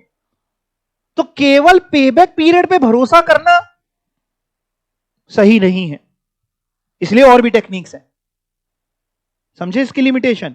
पेबैक पीरियड केवल यह बताता है कितने साल में आपका पैसा रिकवर होगा, बट अगर आपका जो टेन्योर है वो उतना ही है या उससे 1-2 साल ज्यादा है, तो आप पेबैक पीरियड में धोखा खा जाएंगे। या तो टेन्योर बहुत बड़ा हो, टेन्योर 10-15-20 साल का, और पेबैक पीरियड आ रहा है 4-5 साल, तो ठीक है, अच्छा है, प्रॉफिटेबल बिजनेस है, वही कर लेना चाहिए। 4-5 साल में पैसा रिकवर है, टेन्योर है, प्रोजेक्ट 20 साल में तक पैसा कमाते रहेंगे, तो उसके बाद जो है वो सब मुनाफा ही है। लेकिन जहां टेन्योर कम है तो पेबैक पीरियड आपको धोखा दे जाएगा। समझ गए ना आप क्यों इस केस में पेबैक पीरियड भले ही ए का कम है, तब भी व्यापार जो ज्यादा सही है, अगर दोनों में कहीं एक करना है तो बी वाला। दूसरी जो लिमिटेशन है, प्रोजेक्ट ए में 4 साल का पेबैक पीरियड है, अगर हम बी को थोड़ी देर हटा भी दें तो 4 साल के अंदर हमारा पैसा रिकवर हो जाएगा। बी को थोड़ी देर भूल जाते हैं, 4 साल में हमारा पैसा रिकवर हो जाएगा, यानी हम प्रॉफिट की सिचुएशन में होंगे कि लॉस की सिचुएशन में होंगे, कि no profit no loss, no profit no loss. आप गलत कह रहे हैं। सर क्यों? 10 लाख रिकवर तो हो गया। नहीं, आप गलत कह रहे हैं। आपने एक चैप्टर पढ़ा टाइम वैल्यू ऑफ मनी, वो कॉन्सेप्ट कब लगाएंगे साहब? 10 लाख आज लग रहा है, 4 साल में थोड़ा थोड़ा करके पैसा रिकवर हो रहा है, तब जाके 10 लाख हो रहा है। क्या आज के 10 लाख की वैल्यू और भविष्य के जो 2 लाख 3 लाख 4 लाख 1 लाख की वैल्यू, क्या इन सब की वैल्यू सेम है? ब्याज का भी तो नुकसान हो रहा है। तो पेबैक पीरियड की दूसरी लिमिटेशन ये है कि वो ट्रेडिशनल अप्रोच को फॉलो करता है, वो जो कैश फ्लोज हैं उसको बिना डिस्काउंट करे, बिना प्रेजेंट वैल्यू पे लाए। डिस्काउंट करने का मतलब होता है बिना डिस्काउंट करे, मतलब प्रेजेंट वैल्यू पे नहीं लाया, तो बिना प्रेजेंट वैल्यू पे लाए निकालता है। तो जब हम पेबैक पीरियड निकाल रहे हैं, जैसे इस केस में 4 साल, या बी में भी निकाल रहे हैं 6 साल, तो ये बिना डिस्काउंटेड कैश फ्लोज के हैं, नॉन डिस्काउंटेड कैश फ्लोज के। एक्चुअल में तो ये जो कैश इनफ्लोज हैं ये तो 1 साल बाद मिलेगा, फिर 2 साल बाद, 3 साल बाद, 4 साल बाद। हम तो इवेल्युएट आज कर रहे हैं, तो 1 साल बाद के जो 2 लाख रुपए हैं, जैसे प्रोजेक्ट ए में आपको 2 लाख रुपए दिख रहे हैं ना फर्स्ट ईयर के एंड पे, 1 साल बाद के जो 2 लाख रुपए वो आज इतनी वर्थ नहीं रखते हैं, उसको आज की प्रेजेंट वैल्यू पे लाना पड़ता है। और आपने सीखा था उसके लिए प्रेजेंट वैल्यू, फ्यूचर वैल्यू को प्रेजेंट वैल्यू पे लाने के लिए या तो फॉर्मूले से या फिर एक प्रेजेंट वैल्यू फैक्टर से मल्टीप्लाई करना पड़ता है, जो टेबल बनाई थी हम लोगों ने। ये जो 3 लाख रुपए हैं ये आज की वर्थ अलग रखते हैं। 3 लाख से कम निकलेगी आज की वैल्यू कि ज्यादा निकलेगी? ये 3 लाख 2 साल बाद के हैं, तो आज इसका अमाउंट के टर्म्स में एब्सोल्यूट वैल्यू जो आएगी वो कम आएगी ना, प्रेजेंट वैल्यू कम आएगी ना। डिस्काउंट करते, डिस्काउंटिंग मतलब होता है फ्यूचर को प्रेजेंट पे लाना। तो पेबैक पीरियड की एक जो और लिमिटेशन है वो ये है कि वो नॉन डिस्काउंटेड कैश फ्लोज को यूज करता है, जिसको ओवरकम करने के लिए डिस्काउंटेड पेबैक पीरियड निकाला जाता है। यानी एग्जाम में आपके पास या तो आएगा कि पेबैक पीरियड निकाल दो, या आएगा कि डिस्काउंटेड पेबैक पीरियड निकाल दो। अगर पेबैक पीरियड के लिए आता है तो आपको कुछ नहीं करना, आपने जो अभी किया है वो ही करना है। जो कैश फ्लोज हैं उनको देखना है कितने टाइम में रिकवर हुआ, और आपका आंसर जैसे ये 4 साल है तो इसमें 4 साल, या इसमें 6 साल है तो इसमें 6 साल आ जाएगा। यह आता है कि डिस्काउंटेड पे बैक पीरियड निकाल दो, तो हमें पहले क्या करना पड़ेगा, हमें सारे कैश इनफ्लोज जो अलग अलग साल पे हैं उन सबको प्रेजेंट वैल्यू पे लाना पड़ेगा, प्रेजेंट वैल्यू फैक्टर से मल्टीप्लाई करके। वो टेबल भी सीखी थी, याद है आपको? उस टेबल को यूज करके, या मैंने कैलकुलेटर पे भी आपको निकालना सिखाया था, अभी दोबारा सिखा दूंगा, उसको यूज करके हमें प्रेजेंट वैल्यू पे लाना पड़ेगा। जब प्रेजेंट वैल्यू पे सारे कैश फ्लोज आ जाएंगे फिर हम पे बैक पीरियड निकालेंगे। यानी ज्यादा जानकारी के लिए हम आपको लेके चलते हैं एक क्वेश्चन पे, ये भी बाद में करेंगे, पहले यहां आए, जिसको डिस्काउंटेड पे बैक पीरियड के नाम से जाना जाता है। और इसको कैसे किया जाता है जरा एक बार समझते हैं। एक इलस्ट्रेशन हमारे पास 4, इसको समझने की कोशिश करते हैं।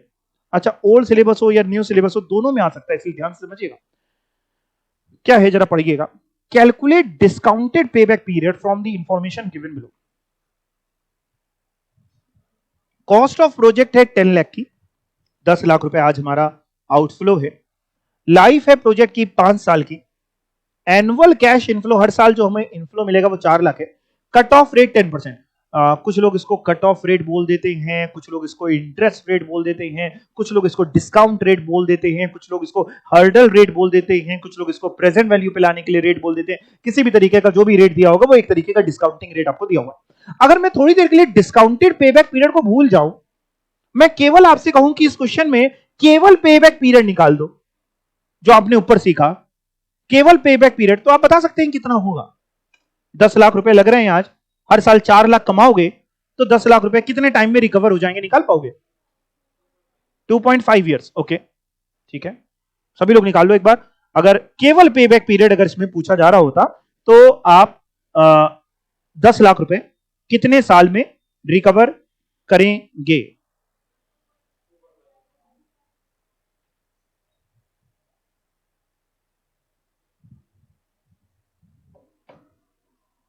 $2.5 ईयर्स। Are you sure?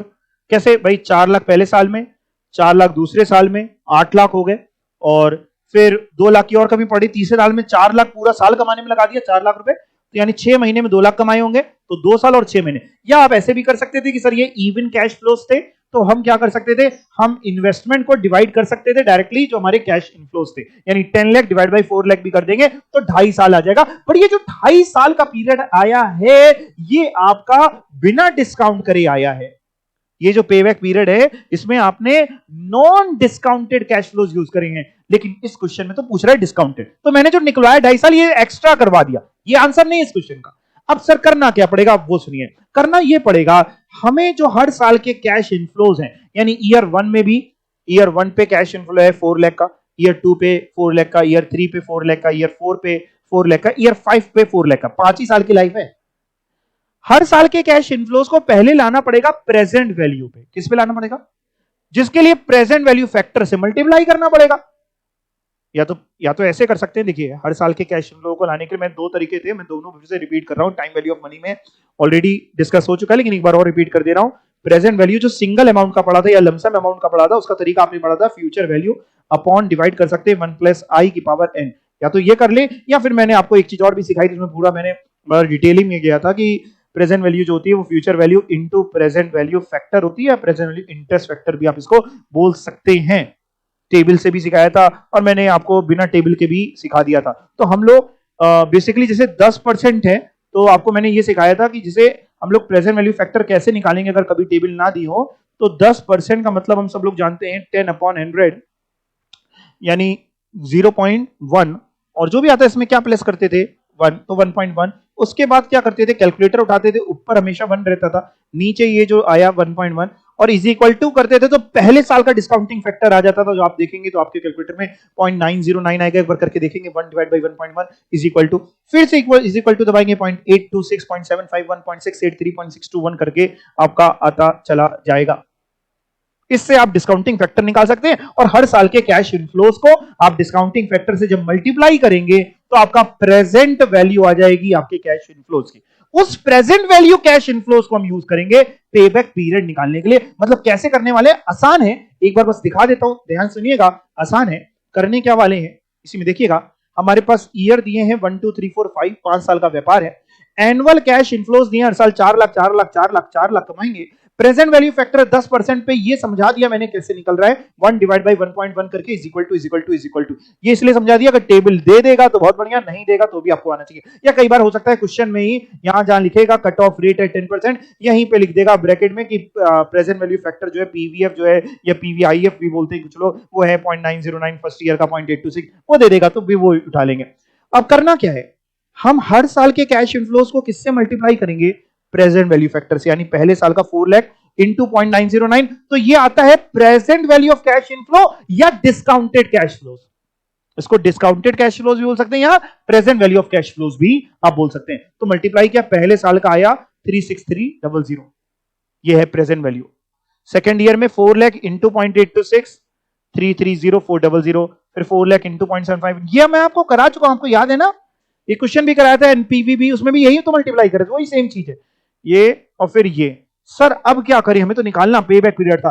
जैसे ही आप इतना काम कर लोगे, इतना काम आपने कर लिया, ये सब लोग कर लोगे, पहले तो इतना कर लोगे, अब आपके लिए क्वेश्चन में क्या बचा, सुनना, अब क्वेश्चन में केवल आपको एक ये 10 लाख रुपीस आज लग रहे हैं और एक इससे मतलब बचा केवल डिस्काउंटेड वाले से, यानी इतना इतना पैसा हर साल रिकवर होगा। तो कितने साल में रिकवर होगा, तरीका वही है पेबैक पीरियड निकालने का जो ऊपर है। मतलब क्वेश्चन बन गया कि 10 लाख आज लग रहे हैं, पहले साल में 363,600 मिलेंगे, दूसरे साल में 330,400, तीसरे साल में 300,400, जो भी है, तो कितने टाइम में 10 लाख रुपए रिकवर होगा। तो फॉर्मूला वही लगाओ और निकाल लो। बस कर क्या रहे थे, पेबैक पीरियड में हम सिर्फ बिना डिस्काउंट करे कैश फ्लोज को यूज कर रहे थे, इन 4 लाख को यूज कर रहे थे, लेकिन जो डिस्काउंटेड पेबैक पीरियड होता है उसमें इसको ना यूज करके इसको यूज करते हैं। तो आप निकाल लो 10 लाख रुपए डिस्काउंटेड कैश फ्लोज की मदद से कितने साल में रिकवर होंगे, निकाल पाएंगे। पहले साल में मैं भी टोटल कर रहा हूं, पहले साल में 363,600, हमें 10 लाख का टोटल चाहिए, प्लस किया दूसरे साल में 330,400, अभी ये हुआ 6,94,000 का, तो अभी 10 लाख तो पहुंचा नहीं है। तीसरे साल में 300,400, अभी ये हो रहा है 99,4400, यानी करीब बहुत 10 लाख के बहुत करीब है, 9,94,000 पहुंच गया। और मेरे को पता है चौथे साल का जैसे ही मैं ऐड करूंगा ना 2,73,200, तो वो 10 लाख से ऊपर पहुंचने वाला है, वो पहुंच जाएगा 12,67,600।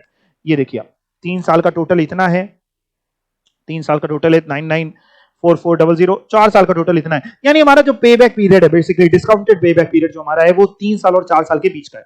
मतलब 3 साल से ज्यादा है और 4 साल से कम है। और फिर हमें निकालना आता है, कैसे निकालते हैं, वही E plus B upon C, यानी 3 साल तो है ही, प्लस जितना अभी और रिकवर करना बचा है, डिवाइड बाई चौथे साल में जितना आपने कमाया। मतलब सर एक बार लिख दो ना, एक बार लिख देता हूं, देखो बेटा, pay back period is equal to E plus B upon C. Sir E क्या होता है, जिसमें ई बेटा कि इतने साल तो है ही, कितने साल हैं, 3 साल तो है ही, 3 साल से ज्यादा ही है ना पे बैक पीरियड, 3 साल तो है ही, वो ई होता है। सर बी क्या होता है, बी होता है 3 साल के बाद भी अभी कितना रिकवर करना बचा है, टोटल रिकवर करना था 10 लाख, 3 साल तक टोटल कितना रिकवर हो गया 99,4400, कितना रिकवर करना बचा है, दोनों का डिफरेंस ऐसे लिख दूं क्या, या तो डिफरेंस निकाल के डायरेक्ट लिख दो, या फिर ऐसे लिख दे रहे 10 लाख टोटल रिकवर करना था, 3 साल तक हम रिकवर कर चुके 99,4400, तो आप बता रहे थे डिफरेंस 5600, या 5600 डायरेक्ट लिख दो। अपॉन सर सी क्या होता है, जो फाइनल ईयर रिकवरी है उसमें टोटल कितना कमाया, यानी फाइनल ईयर रिकवरी का चौथा साल, चौथे साल में टोटल कौन सी फिगर 273,200, ये वाली फिगर 273,200, ठीक है ना। तो 273,200 से डिवाइड करेंगे, जो भी आएगा वो ईयर्स में आएगा, नहीं 3 पॉइंट जितने भी ईयर्स आएंगे करके एक बार देखते हैं। 5600 डिवाइड बाई 273,200, 0.020, यानी 3 प्रेस कर दे तो 3.02049 एंड 205 ईयर्स आप कर सकते हैं। और अगर आपको इसको मंथ्स में लिखना है तो मंथ्स में कैसे करेंगे, मंथ्स में करना हो तो देखो ना, इस चीज को, ये जो चीज है इसको साथ में और क्या कर देना, इंटू 12। अच्छा अगर कभी कोई कहे डेज में करना है तो इंटू 365 कर देंगे। तो अगर इंटू 12 करते हैं, मैं सब करवा देता हूं आपको, इंटू 12 करेंगे तो फिर ये फिगर आपकी हो जाएगी 5600 डिवाइड बाई 273,200 इंटू 12 करते हैं तो ये बनता है पे बैक पीरियड हमारा 3 ईयर्स एंड 0.245 9 यानी 245 के बाद 9 है 6 कर दे, 246 मंथ्स। और अगर आप कहते हैं नहीं सर हमें डेज में चाहिए तो इंटू 12 ना करके इंटू 365 डेज कर देना। ये मैं ओल्ड सिलेबस वालों को बेसिकली ज्यादा सिखाने की कोशिश कर रहा हूं, क्योंकि न्यू सिलेबस वाले तो ये भी लिख देंगे तो भैया आप जो लिख देंगे वही ठीक है, और ओल्ड सिलेबस में ऑप्शंस के हिसाब से आप चुन लेंगे। तो अगर डेज में दिए ऑप्शंस तो पे बैक पीरियड आपका 3 इयर्स होगा ही होगा, और कितने डेज हो जाएगा, वो जो ऊपर वाला था उसको 365 से मल्टीप्लाई करना है, 5600 अपॉन 273,200 इंटू 365, दैट इज वो 7.48 डेज यानी 3 इयर्स एंड 7.48 डेज, या फिर आप इसको 8 डेज भी ले लें या 7 डेज भी ले लें तो भी चलेगा, तीनों आंसर सही है मतलब। ठीक है, अब ऊपर से मैं 365 ये जो मल्टीप्लाई किया ये लिख नहीं रहा हूं, ये हटा दे रहा हूं, ये तो इसलिए लिखा कि ये आएगा कैसे, ये सब समझ गए। तो बड़ा माइन्यूट सा डिफरेंस है डिस्काउंटेड कैश फ्लोज में, और मतलब डिस्काउंटेड पेबैक पीरियड में और पेबैक पीरियड में। पेबैक पीरियड में जो कैश फ्लोज दिए हैं वही उठा लेते हैं, डिस्काउंटेड कैश फ्लोज में मतलब डिस्काउंटेड पेबैक पीरियड में पहले उन कैश फ्लोज को डिस्काउंट करते हैं फिर उनको उठा लेते हैं, फॉर्मूला वही है। ठीक है, क्लियर। होमवर्क ये रहेगा आपका, पेबैक पीरियड की पूरी थ्योरी आप पढ़ेंगे, वैसे तो मैंने पढ़ाई दी, एडवांटेज डिसएडवांटेज आप पढ़ के आइएगा। ठीक है, ये जो ऊपर की थ्योरी इन्होंने दी है, ओल्ड सिलेबस वाले बच्चे अपनी बुक से पढ़ लीजिएगा, कोई डाउट हो तो पूछ लीजिएगा, थ्योरी एक बार पढ़िएगा, एडवांटेज डिसएडवांटेज ये सब हम लोग करके आएंगे। ठीक है, फिर हम लोग अगली क्लास में यहां से पढ़ेंगे ये क्या होता है post back profit, post payback profitability, अगली क्लास में समझाऊंगा। ठीक है, हाँ जी हाँ जी।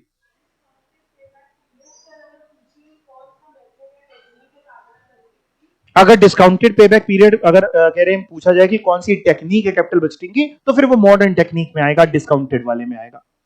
ठीक है, और कोई डाउट है किसी का? नहीं, चलिए थैंक यू।